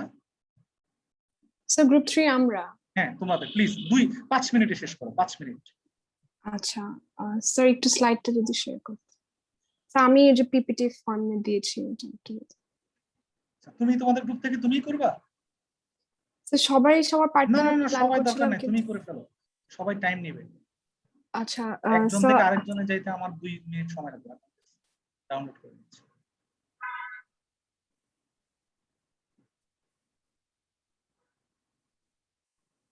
হ্যাঁ মারিয়া, প্লিজ হারিয়া। জি স্যার। স্যার আমাদের টপিক, তোমার সময় হচ্ছে সর্বোচ্চ 8 মিনিটে শেষ করবা। হ্যাঁ জি স্যার। স্যার আমাদের পার্টটা ছিল যে the International Covenant on Economic, Social and Cultural Rights, which is a multilateral treaty basically, and it was adopted by the United Nations General Assembly. It came into force from 3rd January 1976. So before saying the goals or what the treaty is dealing with, I would like to point out why at the very first place socio-economic rights but cultural rights are important. Socio-economic rights provide protection for the dignity, freedom, and well-being of individuals by guaranteeing state-supported entitlements to basic needs. এখানে যে basic needs এর কথা বলা আছে, এই basic needs গুলাই আসলে UDHCR এ বলা যে all individuals are free and equal, no discrimination, right to life and right to own things. তো আমরা এটা দেখতে পারি যে বেসিক যে রাইট গুলির কথা বলা আছে UDHCR এ, ওগুলা যদি আমি ফুলফিল করতে চাই সেই দিক থেকে সোশিও ইকোনমিক রাইটস আর কালচারাল রাইটস কে যদি আমি না ফুলফিল করি তাহলে এটা ইনকমপ্লিট হবে। So that was basically the initiative যে after the second world war the treaty was initiated to promote social progress and better standards of life, reaffirming faith in human rights and employing the international machinery to that end. আর আমি যদি এই ট্রিটিটা বা কোভেনেন্টের ইস্যুগুলি নিয়ে বলতে চাই কি নিয়ে এটা ডিল করে, so the covenant commits its parties to work for the granting of economic, social, and cultural rights to the non-self governing and trust territories and individuals, including labor rights, the right to health, the right to education, and the right to an adequate standard of living. Furthermore, the treaty or the covenant is divided into 5 parts. Part 1 is jeta bola ache that deals with the right of all people to pursue economic, social, and cultural development and right to deal freely with their natural resources and wealth. Part 2 enunciates about the obligations and clauses that are applicable to Part 3. And the Part 3 includes the right to work, the right of the fair condition of employment, the right to join and form trade unions, the right to social securities, the right to protection of the family, right to an adequate standard of living, right to health, right to education, and right to culture and enjoyment of scientific progress. Our part 4 যেটা নিয়ে deal করে সেটা হচ্ছে it supervises the submission of periodic reports to the UN. একটা certain পিরিয়ডের পরে একটা report জমা দেওয়া হয় ইউনাইটেড নেশনে, যেটা is scrutinised by the economic and social council of the United Nation economic and social council. Furthermore আরেকটা ক্লজ আছে যেটা is known as the saving clause, which intends that the developed states did not interfere excessively in the utilization of natural resources within the developing countries. So এখানে একটা flexibility দেখা যাচ্ছে regarding দি developing countries, যে ওদের উপরে developed countries গুলা যেন কোনো ইন্টারফেয়ার না করে, how they are maintaining the policies and further so on. আর পার্ট 5 যেটা নিয়ে ডিল করে সেটা হচ্ছে opens up scope on ratification, the process of amendment, its application to federal states without any limitation or exceptions, and its entry into force. A part is very, very important যেটা আমার মনে হচ্ছে, because it opens up the opportunity or the scope to amend, bring any kind of amendment, because with the contemporary changes we can see je jodi cultural side e ba economical aspect e jodi kono changes er dorkar hoy, the party states can offer the amendments, আর যে signing countries যারা এটাকে accept করবে they can do so, আর যারা করবে না তারা sign করার আগে যে পলিসিস গুলা ছিল সেগুলা কন্টিনিউ ফলো করবে আর কি, কন্টিনিউ করবে। So this was all my part. আর আমরা যেভাবে আর কি ডিল করেছিলাম যে বাকিরা বলবে স্যার, বেসিক্যালি তুমি শেষ করে ফেলো মারিয়া 2 মিনিটের মধ্যে। আচ্ছা, আর পার্ট বাকি আর্টিকেল গুলি বেসিক্যালি এগুলি নিয়ে কথা বলে। আর আমি মানে সিম্পলি যে right to work, right to trade union, right to blah blah blah, আমরা এগুলো নিয়ে আমাদের অন্যান্য লেকচারে আমরা হচ্ছে ডিটেইল আলাপ করব। জি স্যার। তো সাজ্জাদ যেগুলো আলাপ করেছে, সাজ্জাদ হচ্ছে মোস্টলি পলিটিক্যাল রাইটস এবং সিভিল রাইটস। জি স্যার। পলিটিক্যাল এন্ড সিভিল রাইটসটা হচ্ছে সিম্পলি ক্রিমিনাল জাস্টিস সিস্টেম। জি সাজ্জাদ, আমি যদি if I am not wrong. জি স্যার। সাজ্জাদ, জি স্যার। ক্রিমিনাল জাস্টিস সিস্টেমটা কেমন হবে, কিভাবে একটা ফেয়ার ট্রায়াল হবে, তুমি আরবিট্রারি নতুন প্রিন্সিপাল অফ সেলফ ডিটারমিনেশনটা কি ওইগুলা, যেমন তুমি কাউরে একটা নতুন করে আইন কইরা পুরান ঘটনার বিচার করতে পারবে না। বুঝছো জিনিসটা? বাংলাদেশে এই জিনিসগুলো ঘটে না স্যার। এইখানেও স্যার ঘুরে ফিরে যে আগে জিনিসই ইউডিএইচআর যেটা ছিল যে হচ্ছে আপনি যদি সিটিজেন না হন তাহলে হচ্ছে আপনি কোনো বেনিফিটই পাইতেছেন না মানে এই কনভেন্টের আন্ডারে। হ্যাঁ, ফলে আপনাকে অবশ্যই লিগ্যাল এই দুটো জায়গা, একটা হচ্ছে তোমার রাষ্ট্রগুলোকে জবাবদিহিতার অধীনে নিয়ে আসার জন্য জাতিসংঘ যখন সিভিল এন্ড পলিটিক্যাল বলে আলাদা কিছুকে রাইটকে তারা করেছে, তা ডিসকাউন্ট করেছে, এগুলোকে আলাদা ডিসকাউন্ট করেছে, এবং পরে তারা কিন্তু কি করে প্রতি 3 বছর পর তারা কিন্তু পিরিয়ডিক্যাল রিভিউ করে। তোমরা দেখবে যে বাংলাদেশের প্রেক্ষাপটে যে 3 বছর পর বাংলাদেশে ডিসঅ্যাপিয়ারেন্সের বাংলাদেশের স্ট্যাটাসটা কি, বাংলাদেশের রাইট টু রিলিজিয়নের স্ট্যাটাসটা কি, বাংলাদেশের সংখ্যালঘুরা তাদের ধর্মটাকে প্র্যাকটিস করতে পারতেছে কিনা, পারসিকিউশনের শিকার হচ্ছে কিনা, মত প্রকাশের স্বাধীনতা কতটুকু আছে, তারপর উইমেন স্ট্যাটাসটা কি রকম। হ্যাঁ, বুঝো জিনিসটা? এগুলো নিয়ে তখন জাতিসংঘের 3 বছর পর দেখবা যে সরকার এক ধরনের রিপোর্ট পেশ করে, আবার সরকারের পাশাপাশি যে হিউম্যান রাইটস অর্গানাইজেশন গুলো আছে, ইন্ডিভিজুয়াল অর্গানাইজেশন গুলো আছে, তারাও কিন্তু রিপোর্ট পেশ করে। দেখো না তোমরা, এটা দেখেছো কখনো? এগুলো তোমরা শুনো এই জিনিসগুলো? মৌরি, ক্যান ইউ হিয়ার মি? শোনা যাচ্ছে আমার কথা? Can you hear me? জি স্যার, শোনা যাচ্ছে। আচ্ছা, সো যেটা বলতেছি যে জাতিসংঘ কি করে, যে এই জিনিসগুলোকে যখন পিরিয়ডিক্যালি তারা যখন এগুলাকে সুপারভাইজ করে, তখন রাষ্ট্র এক ধরনের জবাবদিহিতার মধ্য দিয়ে যায়। যে রাষ্ট্রকে বলে যে তুমি এই কাজটা করলা, কেন এতজন ডিসঅ্যাপিয়ার, কেন এরকম ক্রসফায়ার, কেন এরকম। সো তখন রাষ্ট্র এক ধরনের লায়াবিলিটির মধ্য দিয়ে যায়। ফলে এই যে একটা চেক এন্ড ব্যালেন্স, এই জিনিসটা হচ্ছে সবচেয়ে ইম্পর্টেন্ট। জাতিসংঘ তার ইনস্টিটিউশনাল মেকানিজমের মধ্য দিয়ে they are trying to do this thing. Clear? Clear? জি স্যার। সো একই রকম ভাবে ইউরোপিয়ান কমিশন যারা, আমেরিকান যে কমিশনরা, তারাও একই রকম করেছে। তো একই রকম ভাবে এই যে আমরা আরেকটা যেটা দেখলাম যে ওয়াইসি, মানে মুসলিম সংখ্যাগরিষ্ঠ রাষ্ট্র, তারা একটা করেছিল, বাট এটা ইট ফেড। এটা নিয়ে হু উইল টক, এই গ্রুপটা এখন বলো প্লিজ। তোমাদের কার প্রেজেন্টেশন ছিল? নিসা, তুমি কি এই গ্রুপে? নিসা? জি স্যার। আমি তাহলে ডাউনলোড করতেছি। হু উইল প্রেজেন্ট অন, মানে তোমাদের গ্রুপ থেকে কে করবে?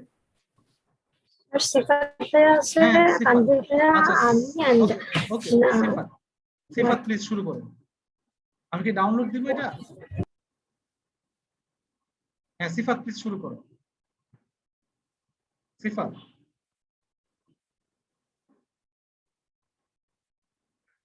can you see it, Shifat? Yes sir.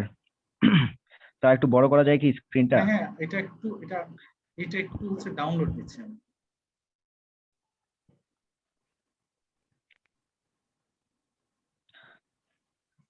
R sir আমাদের একজন গ্রুপ মেম্বার হচ্ছে মাঝপথে চলে গেছে, দ্যাট ইজ ওয়াই আমাদের স্লাইড বেশি বানানো হয়।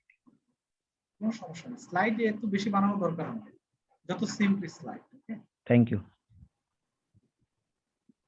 আমি জাস্ট সবাইকে জিনিসগুলো একটু বোঝানোর জন্য what actually is. Can you see it right now? হ্যাঁ, yes please Sifat, yes please carry on. Okay. So hello everyone. This is Salahuddin Sifat from Group B. So we are going to present the Cairo Declaration of Human Rights in Islam, and our whole team will join in this session, each from different perspectives and angles. So first of all, I'm going to give a short introduction and a precise overview on Cairo Declaration. Then my teammate Nisa will discuss about related issues and its functions and mechanisms and criticisms. And then another teammate, Nabila, discuss on whether we are convinced with this declaration or not. And finally, Tanvir Hassan will draw the conclusion. So first of all, Cairo Declaration of Human Rights, in brief, CDHR, was promulgated in 1990 by OIC, and long after the UDHR by United Nations, as an Islamic response, I emphasize, as an Islamic response to the notion of human rights proposed by the European countries or ideological basis. So CDHR sets the society along with the state as an authority to facilitate the enjoyment of the rights of its members, which is contrary to the other human rights declarations such as UDHR. UDHR যেখানে শুধুমাত্র স্টেটকেই প্রাধান্য দিয়েছে যে state should ensure this and this, সেখানে আমাদের CDHR এসে বলতেছে যে ইয়েস স্টেট তো আছেই, পাশাপাশি সোসাইটি এখানে একটা অথরিটি রোল প্লে করবে। So other human rights declarations generally consider the state as the only authority to ensure those human rights and no mention of the society, literally. And that is why this notion is criticized by the Marxist even as individualistic. Marxist যারা আছে বিশেষ করে বর্তমানে স্লাভো জিজেক, তারা যে human rights নোশনটাকে তারা criticise করে basically হচ্ছে এই জায়গা থেকে যে এটা খুবই ইন্ডিভিজুয়ালিস্টিক এবং এখানে সোসাইটির কোনো আলাপ নাই।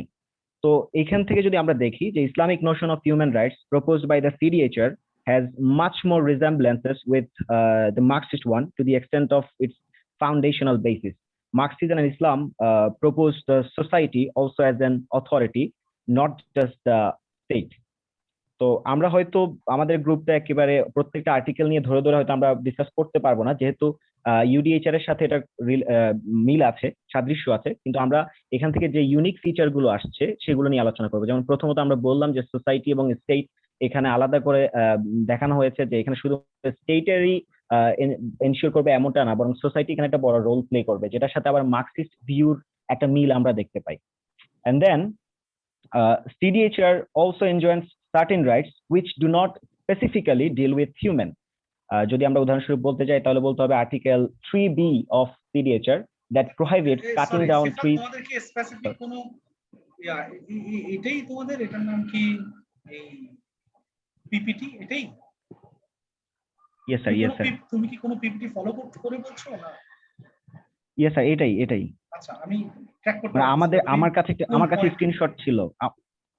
এটা হচ্ছে যে secondly articles which do not specifically deal with human, 2 number যে পয়েন্টটা sir.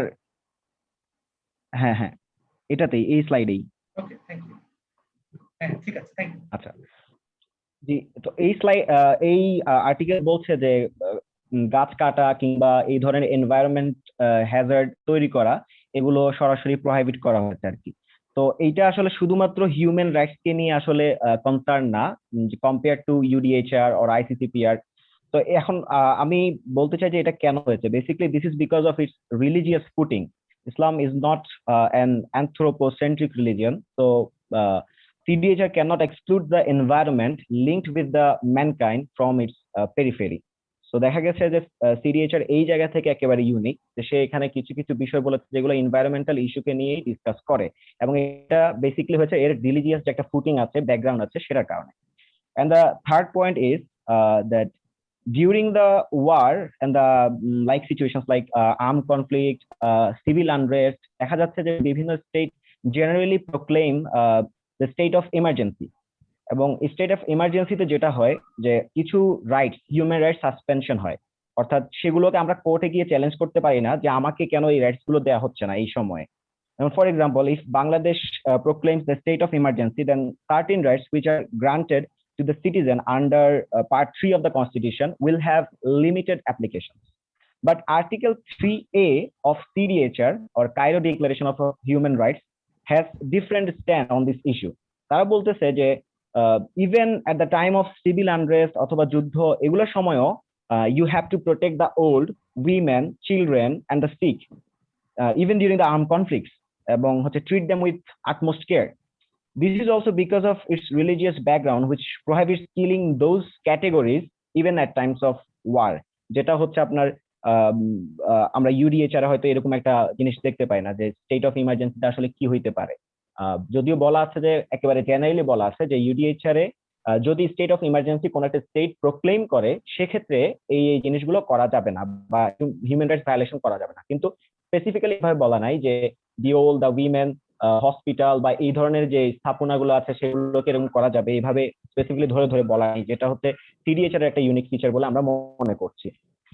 And the fourth point is Article 11B on the illegitimacy of the colonialism and occupation, যেটাকে আমি মনে করছি CDHR এর একেবারে একটা সবচেয়ে ইউনিক যে ফিচারটা, এবং যেটা হচ্ছে কলোনিয়ালিজমকে নিয়ে কথা বলছে। এটা কেন বললাম, আমরা যদি ইউডিএইচআর এর একটা অ্যানথ্রোপোলজিক্যাল সিনারিও দেখি বা হিস্টোরিক্যাল জায়গাটা দেখি তাহলে আমরা দেখবো ইউডিএইচআর যারা প্রণয়ন করছে তারা সেই সময়ও কিন্তু তাদের কলোনিয়ালিজম বিভিন্ন জায়গায় কলোনি কিন্তু চালু রেখেছিল, বিভিন্ন জায়গায় তাদের কলোনি চালু রেখেছিল এবং অকুপেশনাল ফোর্সেস হিসাবে কিন্তু তারা ছিল। তো এই কারণে দেখা যায় যে ইউডিএইচআর আসলে কলোনিয়ালিজম নিয়ে আলোচনাটা খুবই সীমিত বা অকুপেশনাল ফোর্স নিয়ে আলোচনাটা খুবই সীমিত। ঠিক সেই জায়গা থেকে সিডিএইচআর যেহেতু সে নিজেও মুসলিম কান্ট্রিগুলো মেজরিটি স্টেটগুলো হিসাবে কলোনিয়ালিজমের শিকার হচ্ছে, সেহেতু সে এসে বলতেছে যে দিজ আর, অর্থাৎ colonialism and occupation are the wider enslavement of human by human. Contrarily, UDHR fails here to put the issue in discussion with such explicit means. এবং এটার একটা হিস্টোরিক্যাল রিজন হচ্ছে যেহেতু ইউডিএইচআর যারা প্রণয়ন করেছে তারা নিজেরাই একটা সময় কলোনিয়াল পাওয়ার ছিল বা অকুপেশনাল ফোর্সেস ছিল, যেই জায়গা থেকে যেই হেজিমনি থেকে বেসিক্যালি সিডিএইচআর বের হয়ে যাওয়ার একটা প্রয়াস আমরা তাদের মাঝে দেখতে পাই। And last but not the least, all of the articles of this declaration are subject to the Sharia, which is often misinterpreted, misread, misunderstood by the Westerners as well as the Muslims. However, this is not a quite unique feature if we analyze the concept of reasonableness in European legal system. What I try to explain is that আমরা দেখতে পাই যে সিডিএইচআর এ বলা আছে যে subject to শরিয়া এই rights গুলো তোমাদেরকে দেয়া হচ্ছে। তখন কেউ এসে ক্রিটিসাইজ করতেছে যে আচ্ছা তাহলে তো শরিয়া মনে হয় একটা মানুষদেরকে রাইটস গুলোকে খুবই সীমিত করতেছে। কিন্তু আমরা যদি কন্ট্রারিলি ইউডিএইচআর দেখি বা ইউরোপিয়ান লিগাল সিস্টেম গুলো দেখি, তাহলে সেখানে বলা আছে সাবজেক্ট টু রিজনেবল রেস্ট্রিকশন তুমি এই রাইট ভোগ করতে পারবা, সাবজেক্ট টু রিজনেবল রেস্ট্রিকশনস তুমি অ্যাসেম্বলি করতে পারবা, তুমি এটা করতে পারবা। তো ইউরোপিয়ান লিগাল সিস্টেম এবং ওই ব্যাপারগুলোতে রিজনেবলনেস যে ভূমিকাটা পালন করতেছে ঠিক একই ভূমিকাটা সিডিএইচআর এ শরিয়া হিসেবে রোল প্লে করতেছে। But if you understand or if you take শরিয়া,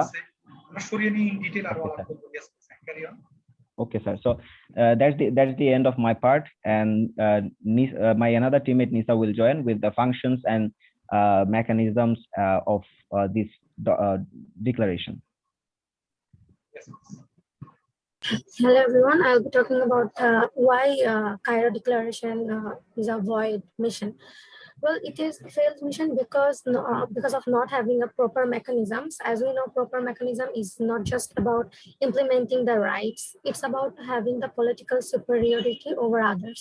For example, geopolitical giants like UK, USA lead United Nations, as we know. So if any state doesn't comply with it, those giants can strike that state down. But OIC leaders don't have that sorts of dominance over others, both politically and culturally. And most human rights scholars ignored Cairo Declaration as it contradicts the international law. According to them, Islam is a religion known to govern all parts of Muslims' life. This means that free speech would be limited in all spheres. To say that Cairo Declaration is a void instrument, not a single piece of as we know that not a single piece of domestic legislation in the OIC countries have attributed to it, and Muslim advocacy groups and even OIC bureaucrats have ignored the instrument. Even so, the value of the Cairo Declaration has been symbolic rather than practical. The Cairo Declaration. Okay, sir. The Cairo Declaration is a product of broader influence of Islamists who saw Islam as a solution, and according to a document released by the organization last year, it is recognized that there are obvious legal, linguistic, and perceptual gaps and inconsistencies in the Cairo Declaration, which require careful screening and review to make it more practical and representative. Thank you, sir. Thank you. আর কেউ বলবে তোমাদের group থেকে? Yes, sir. Yes, sir. শেষ করো. Hurry up. Sir, I'm Nadia Alom, and my word is how we convinced on some point of Cairo Declaration of Human Rights. এখানে আমরা ফার্স্টে দেখছি যে কায়রো ডিক্লারেশনের যে প্রথম যেখানে যে পার্টটা অ্যাড করা হয়েছে এটা ইউডিএইচআর এর সাথেও মিল আছে, সেটা হচ্ছে যে ডিসক্রিমিনেশনের যে ব্যাপারটা যে কোনো পয়েন্টই হোক বা যেটা race, colour, language or other consideration, সব ক্ষেত্রে ডিসক্রিমিনেশনটা ফরবিডেন। এটা কোনোভাবেই কোনো নেগলেক্ট করা যাবে না যে সে অন্য কোনো রেস বা পলিটিক্যাল কোনো ইস্যু আছে বা সোশ্যাল স্ট্যাটাসের ক্ষেত্রে। এটা হচ্ছে যে এভরিবডি ইজ ইকুয়াল এই সেন্সে কায়রো ডিক্লারেশনের এটা ইউডিএইচআর এর সাথে মিলে রেখে এই ডিক্লারেশনটা দেওয়া। আর একটা হচ্ছে যে এটা যে গ্যারান্টি দেয় যে নন বেলজিয়ান যারা আছে তারা হচ্ছে like old man, wounded people, তারপর চাইল্ড অ্যান্ড উইমেন, এরা ফুড, শেল্টার এই টাইপের রাইট গুলা পাবে during the war. And the third thing is Cairo ডিক্লারেশনে বলা হচ্ছে যে উইমেনের আলাদা হিউম্যান ডিগনিটি বা এন্টিটি আছে। Thank you. সামারাইজ করো প্লিজ, আমরা বুঝতে পেরে গেছি। আচ্ছা আমি নিজে শেষ করি এখানে কিছু। হ্যাঁ ইয়েস প্লিজ সিফাত বলবো। আচ্ছা স্যার বলেন, প্রবলেম নেই। হ্যাঁ তানভীর বলো প্লিজ প্লিজ। আচ্ছা স্যার মেইন পার্টটা বলতেছি যে religion and human rights plays a major role in the society. For example, Muslim countries like Saudi Arabia may agree with laws and regulations, but the other countries will not. However, the country, religion, and politics differences are the major factors of this country. In addition, it determines the hierarchy of political power of those countries. Cairo Declaration on the Human Rights have positive sides with many limitations. It may protect human rights violation, but not within it may work within the contextual states. Additionally, it is mostly depends on the political, cultural, and the religious condition of the particular state. Thank you so much. Thank you Tanvir. তোমাদেরকে আমি simply আমি যেটা বলছি, ধরো বাংলাদেশে আমরা public spare বলি, public realm বলি। পাবলিক স্পেয়ার মানে কি? যেখানে সবাই এসে তর্ক বিতর্ক করতে পারবে, থাকতে পারবে। তাই আমরা এরকম মনে করি না পাবলিক স্পেয়ার? যে সকল পাবলিকের সেখানে কি আছে? শোনা যাচ্ছে কিন্নরি? Yes sir. সকল পাবলিকের সেখানে পার্টিসিপেশনের একটা স্কোপ আছে। কিন্তু তুমি কি মনে করো যে বাংলাদেশে যেগুলোকে আমরা পাবলিক স্পেয়ার বলি এগুলো চরিত্রগতভাবে পাবলিক স্পেয়ার? তুমি দেখবে যে সিস্টেমেটিক্যালি এবং স্ট্রাকচারালি যারা মাইনরিটি গ্রুপের সদস্য, যারা মেয়ে, যারা ক্ষমতাহীন, তারা পাবলিক স্পেয়ারে কি তারা স্পেস পায়? না স্যার, সিস্টেমেটিক্যালি এক্সক্লুডেড হয়ে যায়। আমরা যতই বলি ইউনিভার্সাল ডিক্লারেশন ইউনিভার্সাল বলি, আমরা দেখবো যে যারা পাওয়ারলেস এরা অটোমেটিক্যালি ইউনিভার্সালের তোমার হচ্ছে মানে এটার এমন কিছু মেকানিজম আছে স্ট্রাকচারালি যে মেকানিজম থেকে তারা আউটকাস্টেড হয়ে যায়। ক্লিয়ার? Yes sir. শোনা যাচ্ছে আমার কথা সবাই? Yes sir. Yes sir, শোনা যাচ্ছে। ফলে আমরা যতই ইউনিভার্সালের কথা বলি মাথার মধ্যে রাখবা যে এটা নানান জায়গায় ইউনিভার্সাল জিনিসটা আসলে সম্ভব হয় না। মানে কারণ দেখলাম ওই যে তোমরা তো মানে ইউনিভার্সাল ডিক্লারেশনের প্রথম যে প্রিম্বল যে বলা হচ্ছে যে human being born equally, this is not correct. সবাই বর্ন ইকুয়ালি কারেক্ট না। তুমি যখন কোন একটা পলিটিক্যাল কমিউনিটির পার্ট হয়ে যাচ্ছ তুমি বাজেভাবে ট্রিটেড হচ্ছ, ফলে ইউ আর নট ইকুয়াল। ফলে তোমরা দেখবে যে যতই আমরা ইউনিভার্সাল বলতেছি যে আমরা দেখছি যে এটা লোকাল যে ইমপ্লিকেশন গুলা ইউনিভার্সাল ঠিক আছে, লোকাল ইমপ্লিকেশন আমরা দেখছি যে দেয়ার আর ডিসক্রিপেন্সিস, দেয়ার আর অ্যাম্বিগুইটিস। এই জন্য তুমি দেখবা ইউনিভার্সাল ডিক্লারেশনটাকে স্ট্রেংথেন করার জন্য, এটাকে ইনস্টিটিউশনালাইজ করার জন্য প্রত্যেকটা রাষ্ট্রে যেরকম ভাবে নানান মেকানিজম ডেভেলপ করেছে, রাষ্ট্র যেহেতু সবকিছু দেখভাল করার ওভারআর্চিং দায়িত্ব, দেখা যাচ্ছে কি রাষ্ট্র আবার মিসইউজ করে, ফলে এই জিনিসটাকে আবার নানান মেকানিজমের মধ্যে নিয়ে আসার জন্য আমরা দেখছি নানান ইন্টারন্যাশনাল তোমার হচ্ছে অর্গানাইজেশন ডেভেলপ করেছে। যেমন এই যে ইউরোপীয় কমিশন যেটার কথা বললাম, আমেরিকা, এই যে আমেরিকান আফ্রিকান ইউনিয়ন, ওদের একটা আলাদা নিজস্ব তোমার হিউম্যান রাইটস কমিশন আছে। একই রকম ভাবে ওআইসির জায়গা থেকেও তারা একটা চেষ্টা করেছে যে মুসলিম সোসাইটি গুলোতে যেহেতু মুসলিমদের তোমার হচ্ছে রাইটস নিয়ে ইউনিভার্সাল যে ধারণা, যেটা সিফাত অলরেডি বললো, যে তুমি দেখবা যে কিছু চরিত্রগতভাবে কিছু তোমার হচ্ছে মানে চিন্তাগত কিছু পার্থক্য আছে না? ইউনিভার্সাল যেভাবে মানুষ আকারে দেখে, মুসলিম সোসাইটিতে মানুষ আকারে মানুষের ধারণাটা একটু ডিফারেন্ট না? দেখো না তোমরা এটা? শোনা যাচ্ছে আমার কথা? জি স্যার। ফলে আমরা যত ইউনিভার্সাল বলি ফলে তুমি দেখবে যে এটা একটা লোকাল ইমপ্লিকেশন, লোকাল মিনিং। ফলে এইটাকে কেন্দ্র করে আমরা দেখেছি যে তোমার এই যে কায়রো ডিক্লারেশনটা এসেছে। কিন্তু আনফরচুনেটলি দেখো মানে পৃথিবীতে এখন মুসলিম স্পেসিফিক্যালি যে তোমার মুসলিম সংখ্যাগরিষ্ঠ রাষ্ট্র যেগুলো দেখলাম কি পরিমাণ rampant human violation, OIC tried to do something but it failed. বাংলাদেশে তো একদমই ফেল। এটা কোনো জবাবদিহিতা নাই, কোনো কিছু নাই। আগে তো এক ধরনের তোমার হচ্ছে এটা যখন একটা অর্গানাইজেশন যখন জবাবদিহিতার মধ্যে চলে আসে, যেমন তোমার ইউরোপীয় কমিশন যখন বলে, তারা তখন কি করে জবাবদিহিতার মধ্যে নিয়ে আসে। তোমার রাষ্ট্রে যদি এই ধরনের ভায়োলেশন হয় তখন তোমার এই ধরনের সুযোগ সুবিধা বাদ করে, এইটা তোমার উপর অবরোধ আরোপ হয়। ফলে এই যে একটা চেক এন্ড ব্যালেন্স, আমাদের এখানে কিন্তু এই চেক এন্ড ব্যালেন্সটা আমরা দেখছি যে পুরো খোদ ওআইসি এবং এই জিনিসটাই হচ্ছে ফেল করেছে। এটা ফেল করার নানান কারণ আছে, যেহেতু তোমার এই স্ট্রং ইনস্টিটিউশনাল মেকানিজম ডেভেলপ করেনি। তোমার যেরকম ওয়েস্টে যেরকম ইউরোপিয়ান কমিশন সহ অন্যান্য গুলা ডেভেলপ করেছে, এখানে ইউরোপিয়ান ইউনিয়নের হচ্ছে লিগ্যাল পার্সোনালিটি আছে, বা হচ্ছে ওআইসি বা হচ্ছে আদার যে হচ্ছে সংগঠনগুলো আছে এগুলোর লিগ্যাল পার্সোনালিটি নাই স্যার। মানে ক্রিমিনাল কোর্টে আইসিসি তে ডিরেক্ট হচ্ছে চাইলে আপনি কি বলে ইউরোপিয়ান ইউনিয়নের হচ্ছে ট্রায়াল করতে পারবেন, কিন্তু অন্যগুলা হচ্ছে ওইভাবে পারবেন না। হ্যাঁ, ফলে এই জিনিসগুলোই তো, ফলে হিউম্যান রাইটস এর কাজটাকে, যে আমাদের এই কোর্সটা আমরা কেন করতেছি, হিউম্যান রাইটস কে হিউম্যান করে তোলা, মানুষকে মানুষ।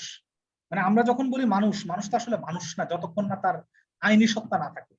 বুঝছো জিনিসটা? তোমরা যে আজকের ইউডিএইচআর এর যতগুলো ডিক্লারেশন দেখছো, যতক্ষণ তোমার আইনি নাশকতা না থাকে তুমি কি কোনো রাইটস ক্লেম করতে পারবা? সাজ্জাদ?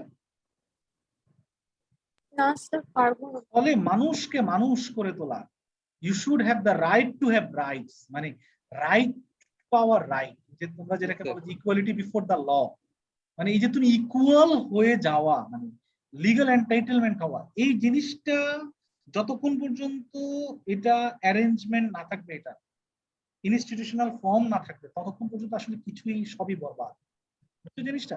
ফলে যতগুলো ইনস্টিটিউশনাল প্রসিডিউর, কনভেনশন, কভিনেন্ট আছে, এগুলা হচ্ছে বিভিন্ন সূত্র, যে সূত্রের মধ্য দিয়ে উই ক্যান তোমার হচ্ছে এটার নাম institutionalise the human rights. Clear? Clear? আমি আর বেশি আজকে আলাপ করবো না, 1 ঘন্টার বেশি এমনি তোমাদের অনেকের ইয়া থাকবে না, এটার নাম কি ধৈর্য শক্তি সবার থাকে না। বাকি দুটো গ্রুপ আছে, দুটো গ্রুপ 5 মিনিট করে নেক্সট ক্লাসে আমরা শেষ করে ফেলবো, কেমন? ওকে স্যার। ওকে, সবাই clear? Okay sir. Okay sir. আচ্ছা স্যার আজকে কি তাহলে আর নিবেন না প্রেজেন্টেশন? তোমাদের সবার বিরক্ত হয়ে যাবে, দরকার নেই। শোনো, 1 ঘন্টা 15 মিনিটের বেশি ক্লাস বোরিং, বুঝছো? ওলা হাই পলিটিক্যাল, এমনি তোমাদেরকে আমি বুঝাতে পারছি কিনা ইউডিএইচআর কি জিনিস, সেটা বুঝাতে পারছি তোমাদেরকে? বুঝছো তোমরা সবাই? বুঝছো জিনিসটা?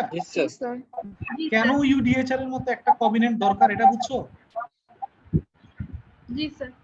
এবং সেখানে যে সিভিল রাইটস কোনগুলা, পলিটিক্যাল রাইটস কোনগুলা, ক্রিমিনাল জাস্টিস সিস্টেমটার উপর কেন এমফাসাইজ করা হচ্ছে, কেন এই যে মানে ইউডিএইচআর মানে রাইট টু হ্যাভ রাইট পাওয়া উচিত।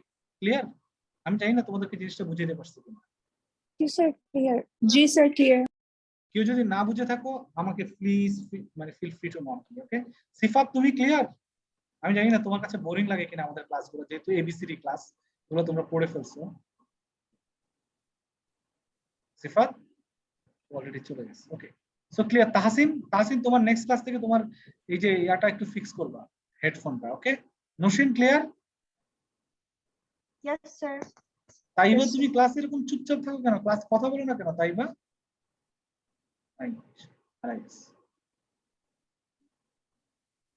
Masuma clear? Yes sir. Okay, কোন জিনিস যদি না বুঝে থাকো please feel free to knock me. Okay, thank you, see you next class. আচ্ছা, নেক্সট ক্লাসের জন্য তোমাদেরকে তালাল আসাদের একটা আর্টিকেল করতে হবে, must. What do human rights do, একটা আর্টিকেল আছে, দেখেছো সবাই? জি স্যার। জি sir. What do human rights do, Talal আসাদের আর্টিকেলটা মাস্ট নেক্সট ক্লাস। সবাই আজকে রাতের মধ্যে আর্টিকেলটা পড়ে ফেললাম। Thank you, see you next Wednesday 2 PM। আল্লাহ হাফেজ, বাই বাই, টাটা। আসসালামু আলাইকুম স্যার।